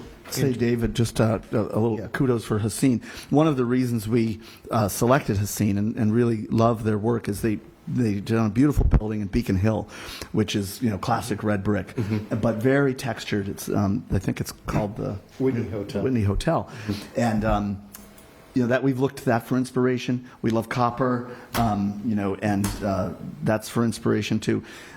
By the way, we may use thin brick, which has come a long way. Right. Well, if you look at the 1904 original high school building, they use thin brick. Okay. And in fact, Lyceum Hall uses thin brick on its base. And I think that it's kind of a revisitation of something that's been around for a very long time. That's good, and it's improved a lot too. You used to worry about how the corners meet when thin brick was, but they've enhanced that now. So, but definitely, as David said, as we move tomorrow, we'll be meeting with the design review. If you look at the building on Shore Road, the tall one with the pitched roof, that's a new building that seems to have achieved the brick thing. So that's one worth looking at. Yep. So you are going to DRC tomorrow night as well. So they have a busy night tomorrow night ahead of them as well. Yes. And for the record, we'll be going to Conservation Commission. I believe it's confirmed. I'll have to double check that for the 9th. Okay. Or very soon if it's not confirmed. And then also there was some discussion at one point about possibly, this would be your decision, of course, to have a joint session between the two after we meet one-on-one with... I think that would be a huge time save for everybody. It would be great. We don't want to approve something that's going to go nowhere. And you don't want our approval if it's going to go nowhere. So I think that would be And there are very helpful. logistical points that would be helpful because the whole thing's inside the 200-foot. So in terms of sort of approving it and thinking through the steps, it'll be a huge time save to just have us all at the table. Agreed. I mean, the night will be long. The process Longer will than be tonight? short. So Nick, do you have more questions? If not, I'll go to John. No, go ahead. Okay. not to make the night any longer, but I think you did a great job. Really adjusted the plan to what the town, what we were looking for, what our mood is. I agree with Carrie, it's a great, there's always still a little work to do, but a great first pass. Thank you very much. And, you know, taking the parking off the first floor, off the grade, it was a concern. You still maintain some commercial, attractive commercial. I'm a little concerned about the height at Mount Vernon. I'm open to, for what it's worth, you know, a little more height in the back where the laundry is now. It's a trade-off, but I realize that might be difficult to do with this design. But it's a great proposal. Thank you. And really, I think you're doing a great job with resolving the Concom issues. You know, this is, I think, a lot closer to what they were thinking of, right? I mean, Footprint of the degraded land. they- A lot of stuff goes away. right, they make the decision, but this is, Well, just to amplify that, by narrowing the building, we get a tremendous amount of open space that is great open space next to the river. It also has a dual function. Right now, that site has no stormwater management, just sheets into the pond. And our initial calculations indicate that we can accommodate infiltrate a 100-year storm event underneath that open space, recharging the pond and the river system and, with clean water instead of dirty water. Oh, no, it's great. It's great. I mean, yeah, to your point, if you walk down there, you see there's a point right where Converse Place comes to an end, right kitty corner from the China Sky. It's just been gutted out. Yep.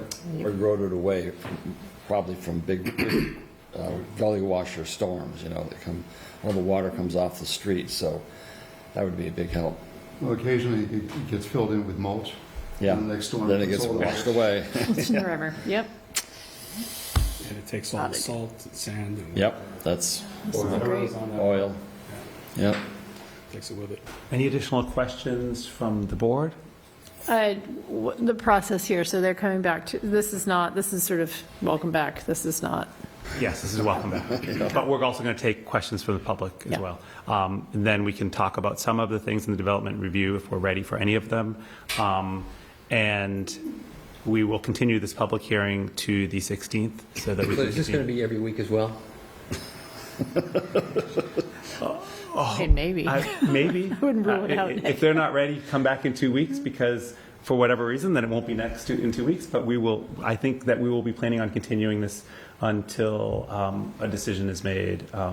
I know they have a timeline.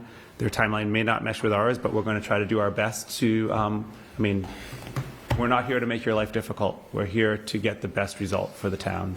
So if that can be done in 2 months, that'd be great. If not, and we're close, we will do every effort we can to meet everybody's timelines. But there's a lot of things that have to come together to get from here to there. So I think you appreciate that. We appreciate the spirit of cooperation. Is anyone here from the public for public comment? If you raise your hand, I'll know if I need to. There's no one here for public comment. Word's just gotten out that we have amazing meetings. Okay, so I don't think I need to kick you out of the table because I think that we're going to continue this to the 16th.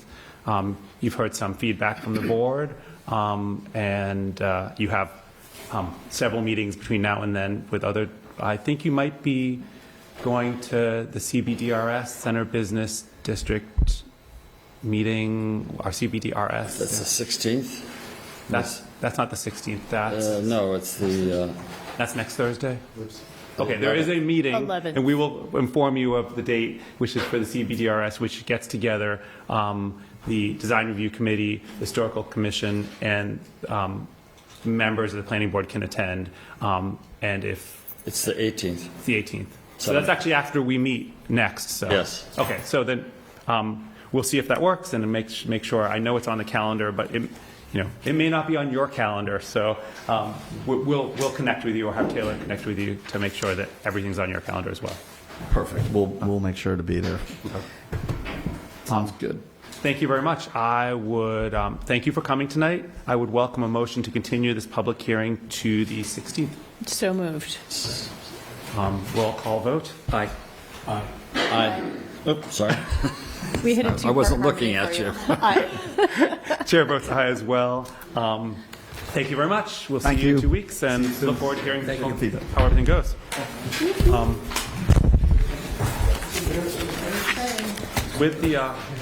With the board's permission, could we take a 5-minute recess to go to use the bathroom? Sure.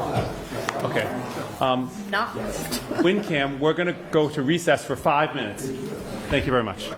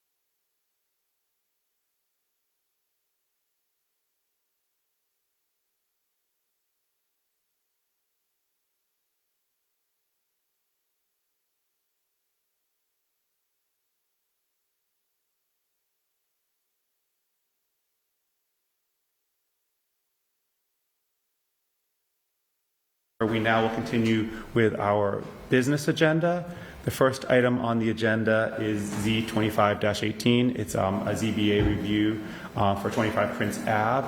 And Ian, I'd like you to kick it off, and then we'll welcome the petitioners over. If you could give us a little bit of background about what we're looking for 25 Prince Avenue. What page? It's 42. Yeah. There's also a handout at the Great, thank you.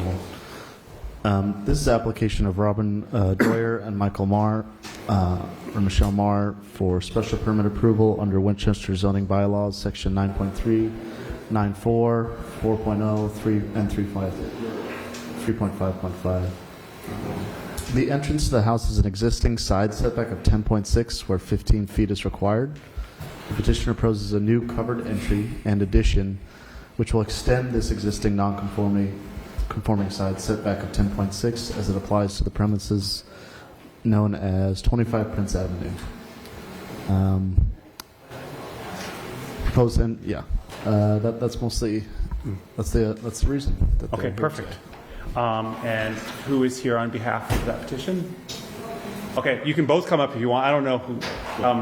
And just grab a mic. Just remember, people state your name and address and if you don't have a mic, people can't hear you at home. So it's the blue house with the gray, okay. Correct. Some sort of feedback. Okay. So I'm Michael Marr, and I'm the general contractor, and working with Robin and Jonathan for 25 Prince Ave. Okay. Essentially right here, you see that covered entranceway. It's existing right now is a side deck. So when the deck right now does not fall within the setbacks already. So that covered area is essentially the same size as the deck right now.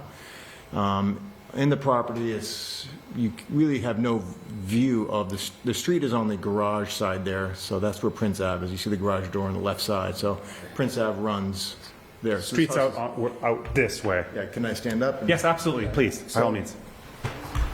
Whatever you can do to make it clear for us is always best. Yeah, so essentially Prince Ave is right here, runs up the hill here.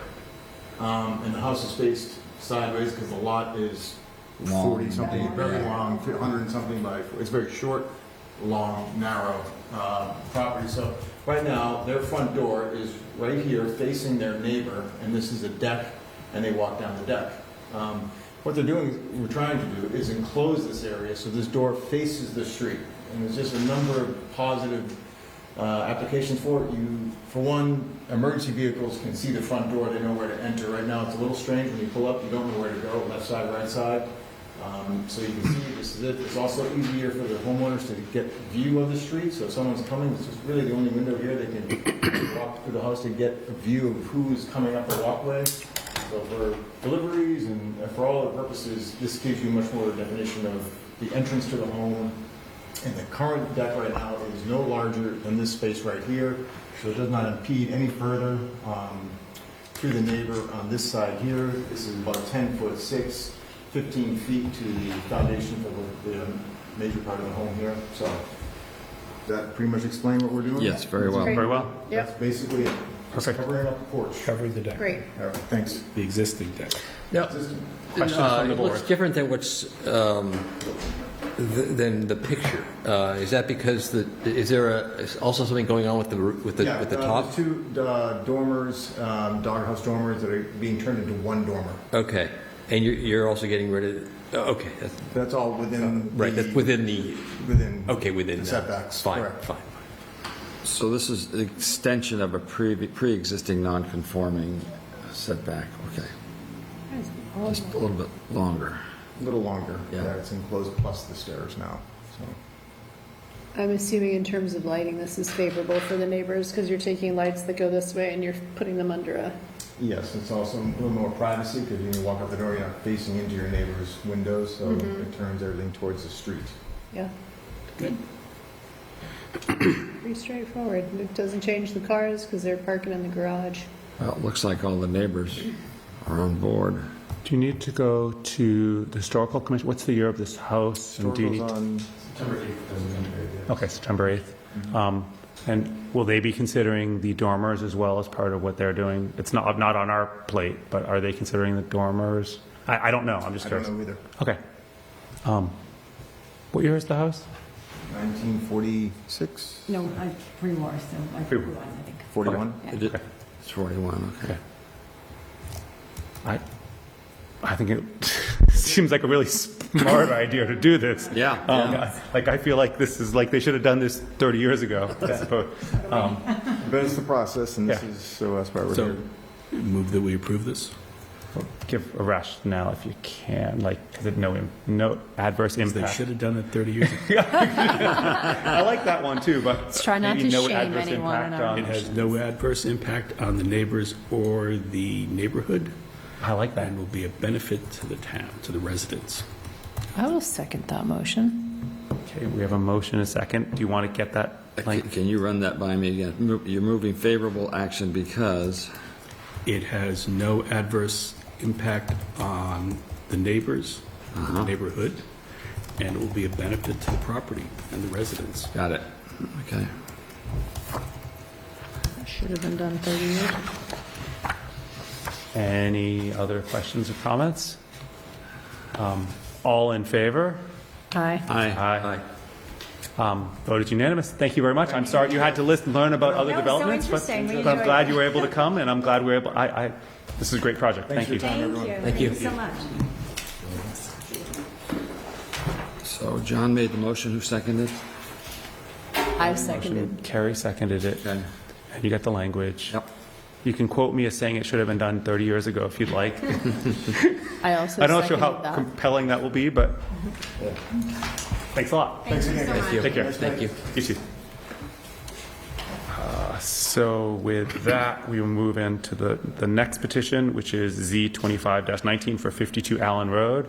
And we have nobody from the public here. However, we do have Ian, who did this night's write-up, and I'd love to hear more about it, Ian.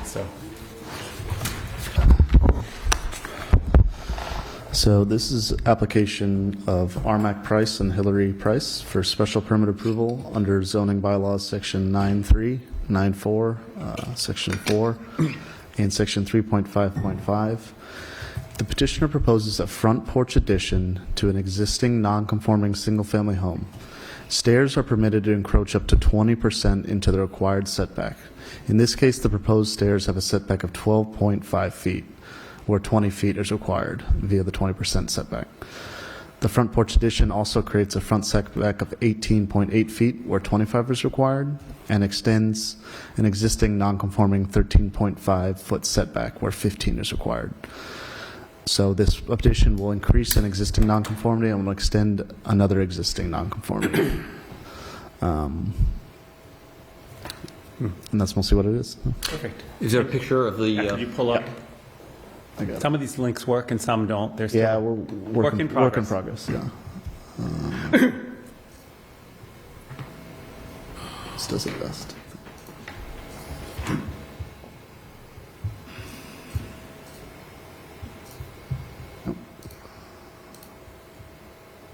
That's a pretty good view. So this is the proposed porch. These are the stairs that encroach more than 20%.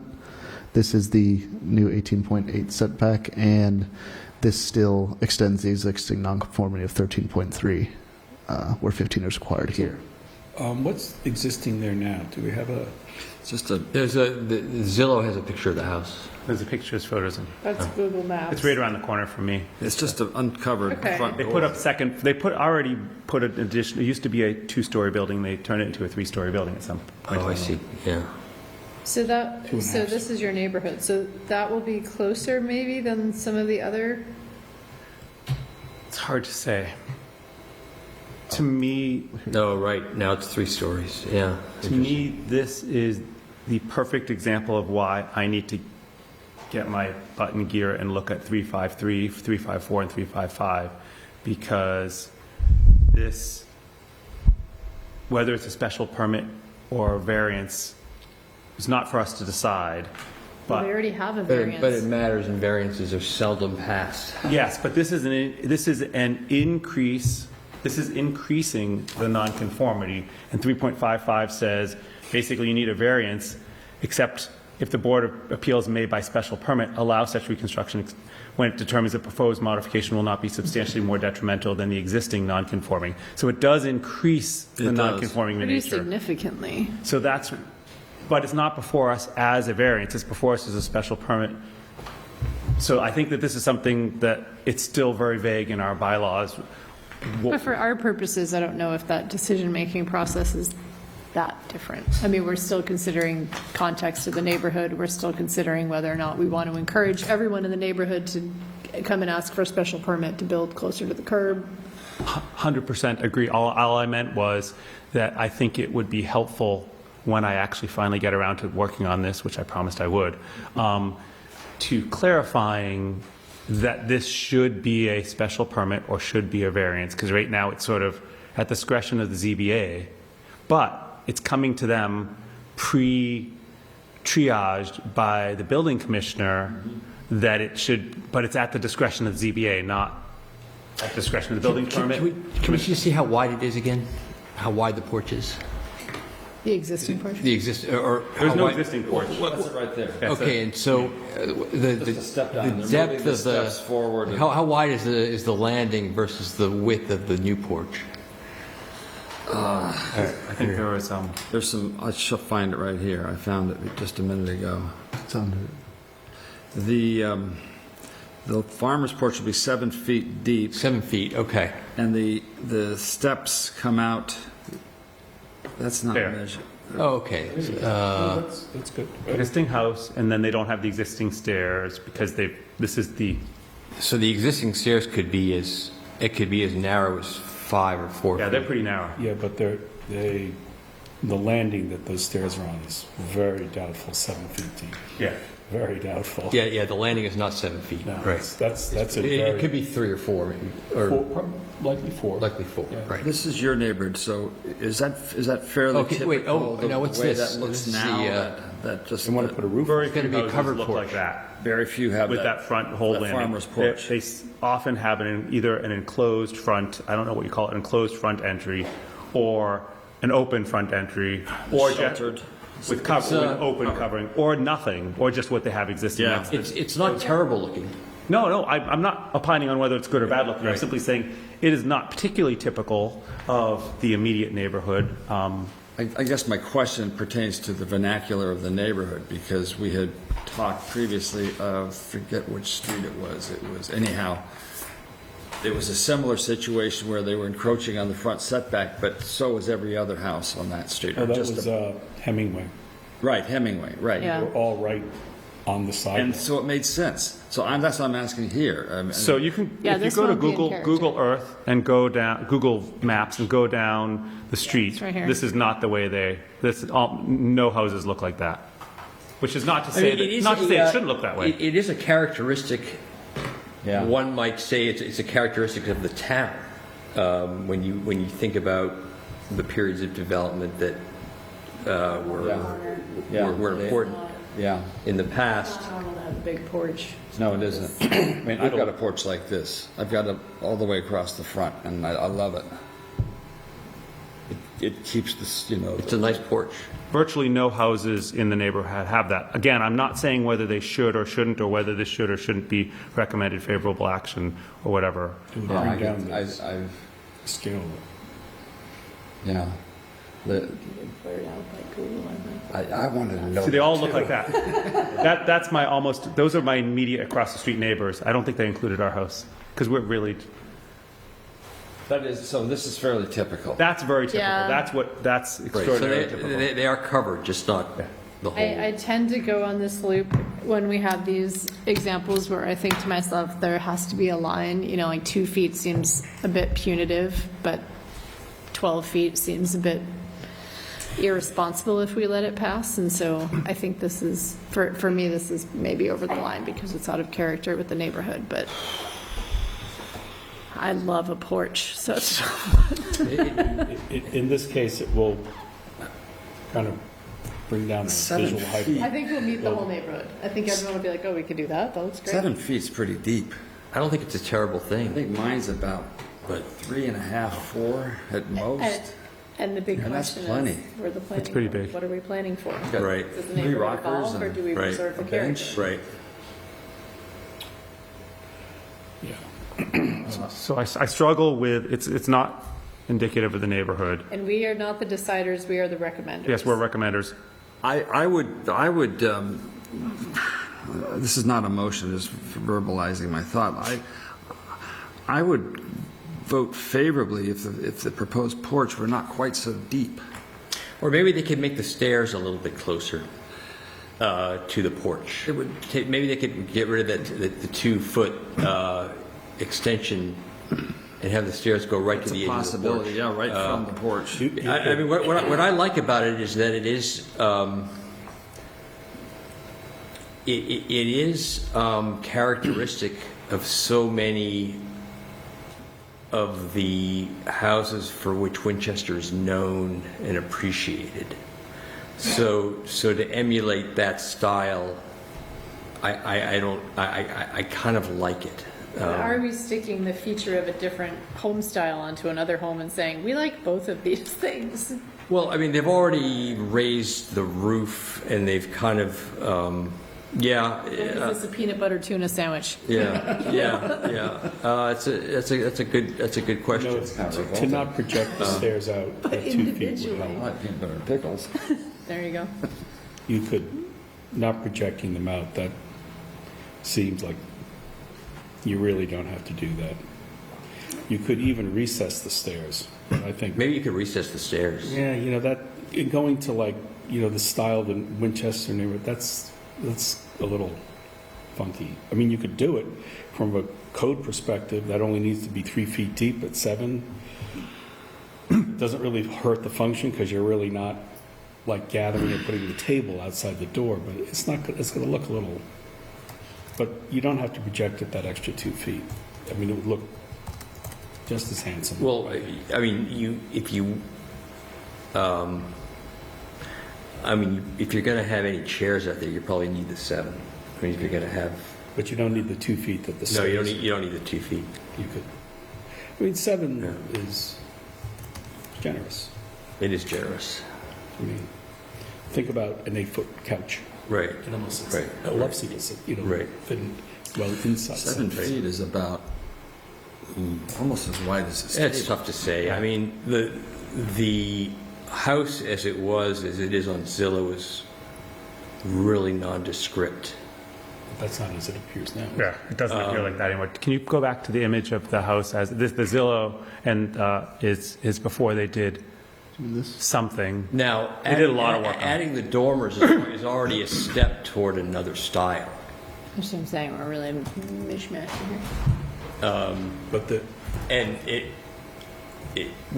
I suppose, I mean, from my perspective, yeah, I mean, it makes the house bigger, which I don't like, but I like the style of the dormers. the porch that they're proposing with that roof is a popular way to. It's a garrison, and that's not so popular now. And adding the porch, kind of, you can't see it. It's a nice thing. It's a nice thing. I mean, I think the individual style of the house is kind of not the task before us. The task before us is to weigh in on whether or not for this property in the context of the neighborhood, it's appropriate to do such a strong violation of the setbacks. And assuming, I mean, as if we parent the whole town, if we let one kid do it, will we meet all the neighbors and will we just be shortening the depth of the front yards? Which, that can be a zoning decision that we make, but this is what we open the door to. I would note that they've got their immediate neighbors, which they have a map checking all the residences, all of their butter support this, which is significant to me. It is significant. Maybe they all want Porsches. And again, maybe the zoning, maybe this is where maybe one of our things is the setback is too deep. And so, if we want to add ADUs, we want to move to multifamily, we may have setbacks that are too aggressive. I'm just saying we have to be thoughtful about how we do it. I would be thrilled to support this if they were doing, either putting in an enclosed or just a covering on the steps right there to make it would match what the other houses do, what the neighborhood looks like. We're not really opining on whether what the house should look like. They're asking for a special permit to further encroach. So if it was just they're going to build a house and that's the style they want to build and they're matching all the setbacks, I'd be like, it's their house, they can do what they want. When they're asking for permission, and we give recommendation on that. So I'm inclined to recommend. I would be inclined to recommend unfavorable action on this, but I'm just one member. You can't make the motion. Well, I actually can, but I'm not going to. No parliamentary rule forbids me from making a motion. I was told that. Really? Not forbidden. If you read, there's nothing that forbids me from making a motion, but I'm not going to.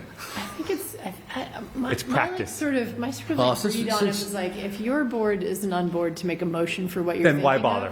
Right. Throw yourself under that bus. Exactly. Right. Since our political tendency now has been to kind of throw these niceties under the bus, just ignore it and just go with the national flow here. No, I will not do that. But I would welcome a motion if anyone wants to make a motion on this particular. I'll try something. I would move that we recommend a conditioned favorable action conditioned on reduction of the depth of the porch and elimination of the 2-foot projection for the steps so that the infringement on this front setback is not so severe. I don't know if we want to be specific. Could we do it with the 7 without the 2? Or do you want to? I would say 2. I'd say, but no, I don't. That's why I don't know if we go something so specific as to say it can't be 7. It's got to be 4. Or Yeah, with the I would elimination almost of just the. say we recommend unfavorable action because the infringement on the setback is too great. That's fine. And we opine on whether this should be a special permit or a variance, given the. No, we don't opine. No? Do we? Or, I don't know if we. ZBA decides, so Or they decide. we could say you should think about it. We're not saying it's one or the other. It's not our decision, but. But per 3.5.5, they decide whether, quote, determines that the proposed modification will not be substantially more detrimental than the existing non-conforming structure to the neighborhood. Because it actually does increase the non-conformity. It's not just one of those that like builds up, like we just saw with the previous one, which just doesn't increase. So many of those. it looks like the steps and the landing are a total of 7 feet. In the picture I'm looking at on Zillow. So currently 4 feet for the landing and 3 feet for the steps. How many treads are there? Yeah, John might know. 1, 2, Can you see? 4, plus 1 is 5 tread. 5 treads? Well, that's at least. 5 including the top landing, sorry. So they're 4, so the treads are 10 I to read 15. back the Yeah, motion looking at as this. I understand it. I don't know if that. It's just a side view of the same thing. That the board, Ms. Layton recommended that the board recommend unfavorable action because the proposal. You're talking about excess of 7 Hold on feet a second, to the total. because I want. Just a little bit of excess. Little tiny bit. Yeah, 7 feet. Tiny bit, yeah. We have a motion that's being read back. I don't believe it's been seconded yet. Move that the board recommend unfavorable action because the proposal increases the pre-existing non-conforming infringement on the front setback. Are there more words that you want on that? Do we want to comment on the fact that the proposed changes are out of character with the style of the that's surrounding good. homes? I mean, we could also say I don't that- want to because I don't think these homes are very distinctive. Hey. Whoa. Oh, I mean, not invited for wine. He already has a headache. That's okay. I'll be okay. I don't think they have a strong character. I think that they're open to interpretation. They don't force a particular. But if you look at the brackets on this other one on the right, I would venture that those were added later to look more. I mean, columns? No, I'm okay the taking brackets out under the right under the soffit. Yeah. Nothing about that roof looks. So for instance, Nothing the about house that on the roof left, looks they very added good. that, No, it looks that one on the original, left, yeah. they added that extension there. Very cute. And it's the way, it's what everyone, like every house in the entire neighborhood has added that. We haven't done it yet. Right. because We're cheap. Those are added. We're gonna do it. Yeah, we're going to do it. Everyone's good. Those are all added. So Everyone will have porches, which could be a great evolution. I don't know. How do you feel about porches? do we, I think it's Has to nice become because when you focal come up to the porch door house. and it's raining, you get to stand under the porch. Yeah, we have no cover on our front porch. Yeah, we can strike this style comment. They're gonna come upon this on their own when they, and the ZBA is pretty, Yeah, they're thorough. so was the Yeah, the motion ZBA is as I read pretty it tough. They'll The motion is you read it. and they'll you don't- ignore us. I am pushing Brian to make a comment in there to force him to act on the special permit V variance. Yeah, good for you. yes. Do you want to add? I do think, Board raises a I question do of think whether- there's a question whether this should be a special permit or a variance based on how 3.55 is written. And I need to actually get my button here, but don't put that on. I discussed with the commissioner, we can discuss it more. You can use derriere a because variance. French is always polite. And that's just for comment, that's not, Yeah, Just for we- discussion point. Yes. Who's going to second this? You and I are kind of mashed up in the motion, so I think we should stay out of it. Okay. Well, you made the motion. You made the motion, I edited the motion. Oh, all right, so it's mine. I mean, I edited it by rewording the All entire right, motion. that's fine. Your effort was really good. Who wants help to if one of second you it? seconded it because you two are the founder and co-founder of the motion. That's all right. So am I going to get a second, or is this going to be struck from the record? I think my capstone is going to be voting against it. You can be a second. All right.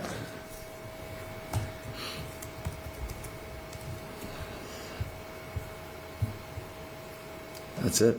So, So, any further discussion?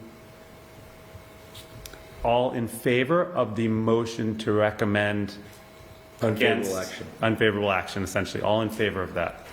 aye. Aye. I'm feeling contrarian today. Okay. All opposed? So 4-1 recommendation. And Okay. thank you, Jack, for finding your way through the quagmire of writing this up. So that is the end of the business agenda. I just want to pull up the if you can, go all the way to the agenda, and I won't bother pulling it up. We have no minutes.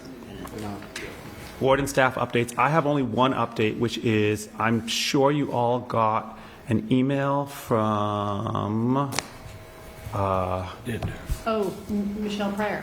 No. Yes, but not. I'll get there in a second. Town manager? But so let's go there first. Yes, Good guess. we have a new interim town manager, whose name is in the memo that I Stephen forwarded. Delaney. Stephen The Delaney. Delaney part.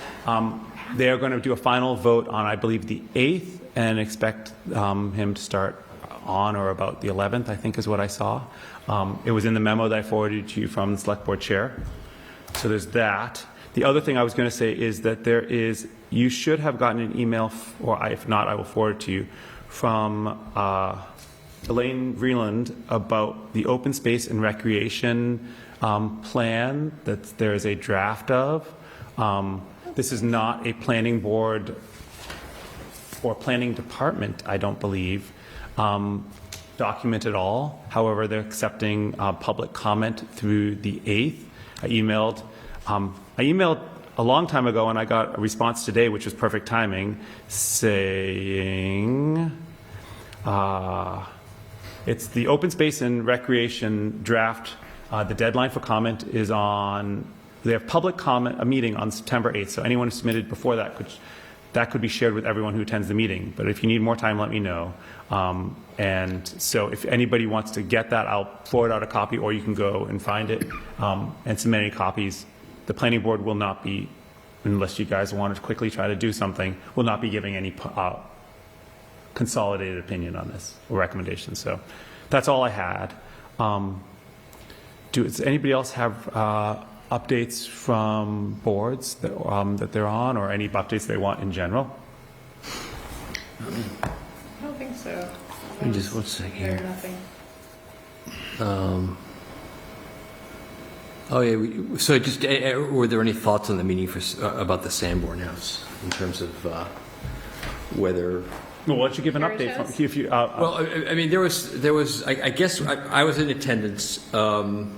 There was a presentation, I guess, on the part of the school committee to demolish the building, and there seemed to be a lot of discussion from the community that they didn't think that.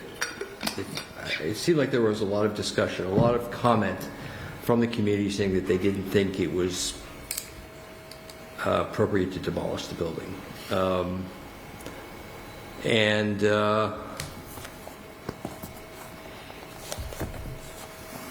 yeah, so I'm just wondering if I guess anyone had heard anything about it, or if we're still looking to demolish the building. I had a private conversation with one member of the school committee, and I was told that they had sought the demolition permit to stimulate community conversation, which was kind of news to me. I don't know if that's cover for what they really want to do, or if they're genuinely looking for ideas, which is what I was told. They're looking for useful ideas for the building, and I gave her a good one, which she liked. Great. John knows what I'm talking about. Great. I mean, it would be nice to, I guess, revert the building into the hands of someone like the Historical Society, or someone who, oh boy, you want to hear the history of this one? Don't believe they want it, though, is the problem. Well, 14 years ago, they put 13 years ago, they put 2012 or something. It was January 2012. They put forward a response to their RFQ from the subcommittee that had sought proposals, and this Historical Society felt confident that they could raise the money necessary to renovate the building and convert it into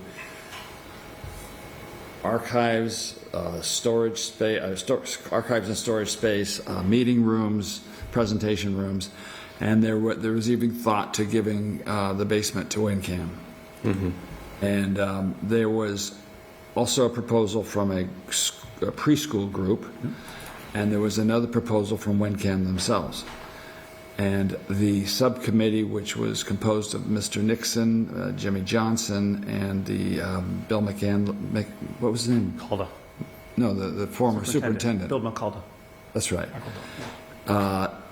They never responded to any of those proposals, and the thing sat quietly until the school committee came forward in 2019 with what year was that? The year that they proposed the administrative offices there? I think it was even after that. It was after COVID? I was no longer on it was after 2021. It was 2022? 2022 maybe. You weren't on town meeting then. For which vote?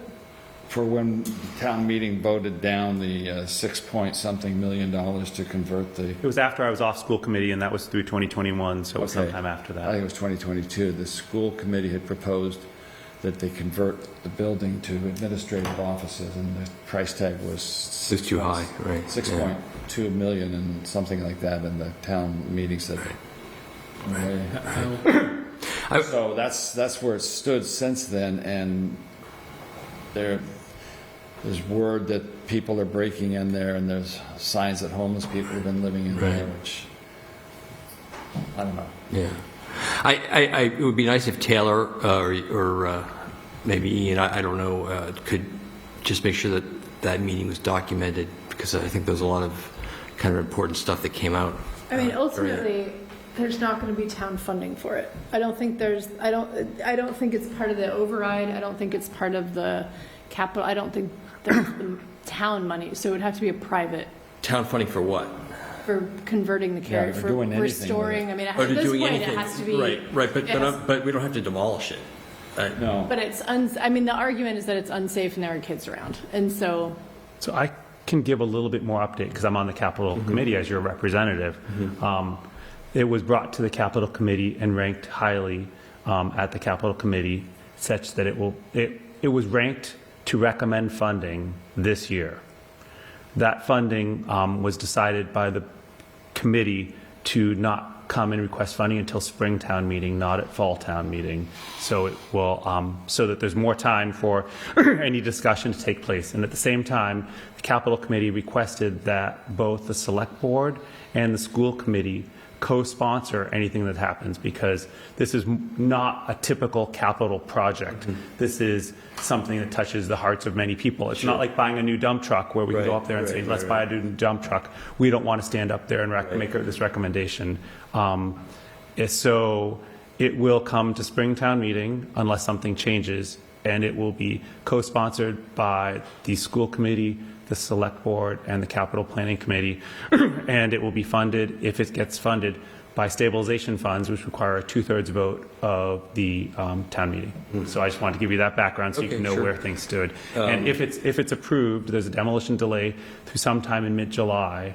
And the school department has said that they could have, so it would be delayed through that time, that they could have the building removed between that date and the start of school, which was the big issue, whether or not they could do, because they can't do the remediation of that building during the school year. So just giving that background of what took place. There's undoubtedly asbestos and lead in that building. Yeah, has to take place in the summertime, but they've assured us that they have the time to do that.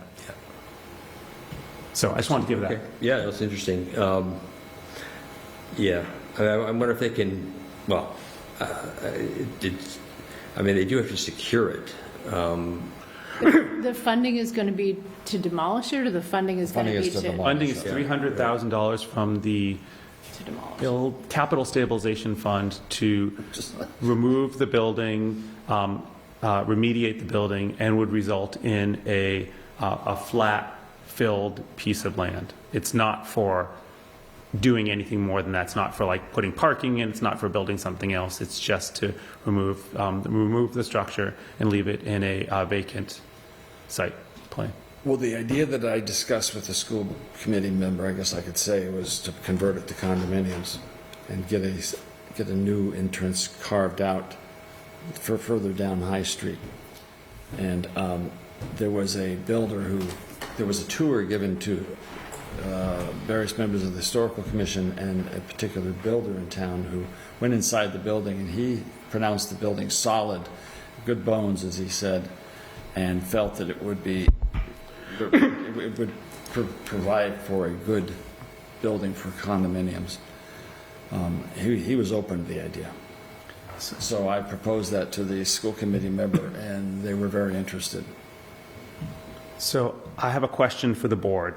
This is not going to come before town meeting this fall. However, we are free to opine on it when it comes to Springtown meeting, if it does. We are also free to reach out to capital, although ultimately it's going to capital, but that's just a funding mechanism. It's not that capital particularly wants this done. It's just a project. Or the school committee or select board, invite them to come and present to us if we feel like we have any say in this or should have a voice in this. And we don't need to decide tonight, but think about whether that's something whether we want to insinuate ourselves in this, and I could go either way. Insinuate's the wrong word. We could give an opinion, but we'd have to have some rationale behind why we gave an opinion on this. I understand. What's our jurisdiction and what's the forum we would give that opinion? We have... Just send a random letter to... We would send, just like if it were a town meeting article, the articles come and we say which ones do we want to have an opinion on, and we could submit our opinion on an article just like every other one. Just like we gave a recommendation on 2 funding projects before the WCCP because we felt we had a rationale that they were connected into CBD/Main Street mixed use. I'm not sure that we do, but we could. Are we involved in the zoning for that? I mean, it's not It's not zoned residential, No, right now it's zoned probably SCI probably. so, but it would need, It would need to have a change if the of town zone. was going to present it as something to be developed for residential, We would have to rezone. Rezone it, yeah, Yeah, and you have then to- it would become our business. right? Yeah. And I think we should have done this. We could make ourselves the approving body for 40Bs. We can't do that. We can change our role in them, though. We- And that would give us a bigger The voice. state actually specifically ZBAs. I know, hands it but to the we ZBA. could change the process so that the planning board is a formal partner. in the But we can't be the deciding body, the permit granting authority, excuse I me. know, but right now, if we ask for a joint meeting, we get turned down, and we could rewrite the process. So the planning board is unavoidable. Yeah, the state has language to address that process about, I mean, it could be, But- we do have a we could, package of things we should rezone as multifamily anyway. I mean, we should rezone Mahoney's, we should rezone Bunnell's, we should rezone maybe this. For what it's worth, I'm not sure the school committee or the school department would like anything there other than open space and/or a parking turnaround or something like that. But that's to be determined between now and then. Which is why I suggested a separate entrance and a definitive fencing or something to block it off from Ambrose. You have to have a dedicated, a deeded right of, deeded access Yes, from a public exactly. way. Exactly. And I Something think you it's would possible. show on the master deed. I think it's possible. Yeah. Oh, there's definitely space to do it, certainly. So let's think about whether we have plenty of time, whether we want to have an opinion on the town meeting article for spring town meeting.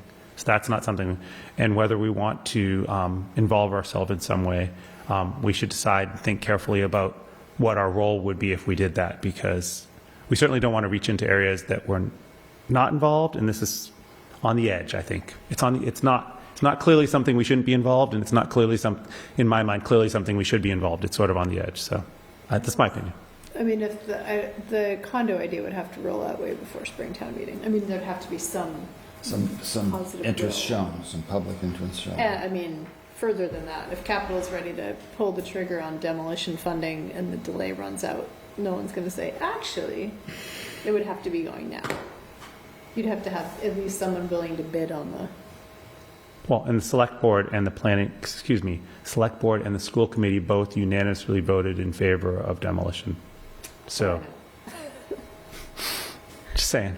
Yeah. No, that's what I'm saying. I'm saying we would have to be we would have to be to where we could say the anticipated revenue from this project, if you will transfer, management to this developer that we have selected. So, Here are the drafts. if you wanted to get a bid, you'd have to get a survey and a proposal, but you'd be getting, the access is the big issue. Yep. And then how much land they're getting with it. Yep. Exactly what it is, and then it would be, it might be easy to get someone to look at it and say, this is where I'd be on that, if it was available to me. That's why I planted the seed, but I don't know where it's going to go. Yeah, I mean, there'd be some expense in getting that drawing. But you might have, they just did that school, and there's probably a lot of work done for that site. Yeah. And I will say two-thirds at town meeting on a controversial topic such as this is a high hurdle to pass. Yep. So it might not get funded even if it goes to Springtown meeting, and then we're back where we are now, not You mean funding the renovation and not funding the demolition. The demolition might not get funded. It's a two-thirds vote, Yeah. which is a hard threshold to get. I mean, if they can just block the windows, do you think that is? That's what's happened. I guess there was a window that was broken and they replaced it with plywood and somebody took that out. So Is it the kind of thing where they just keep taking it out? yeah, apparently. That's what I've heard. And is there a way to do it that's more secure, that's less than $1 million? Oh, yeah. Yeah, everything's $1 million. What are they going to charge to demolish it? 300,000. Estimate is So can we 300,000. secure the windows for less than 300,000? Yeah, but then you're left with a crumbling building with $300,000. I'm happy to discuss this further. I'm not sure, I think Anyway, we're yeah, sort of sitting around it's without late. any more information. It's 9:30. I think we've expressed all the information. It's 9:30. Is there any update from the planning department? Then, we know what that means. Is there a motion to adjourn? I move that we adjourn. Is there a second? Second. All in favor? Aye. Aye. Thank you, everyone. Great, Thank you thanks. very much, Thanks, WinCam. Brian. Thank you, Leanne.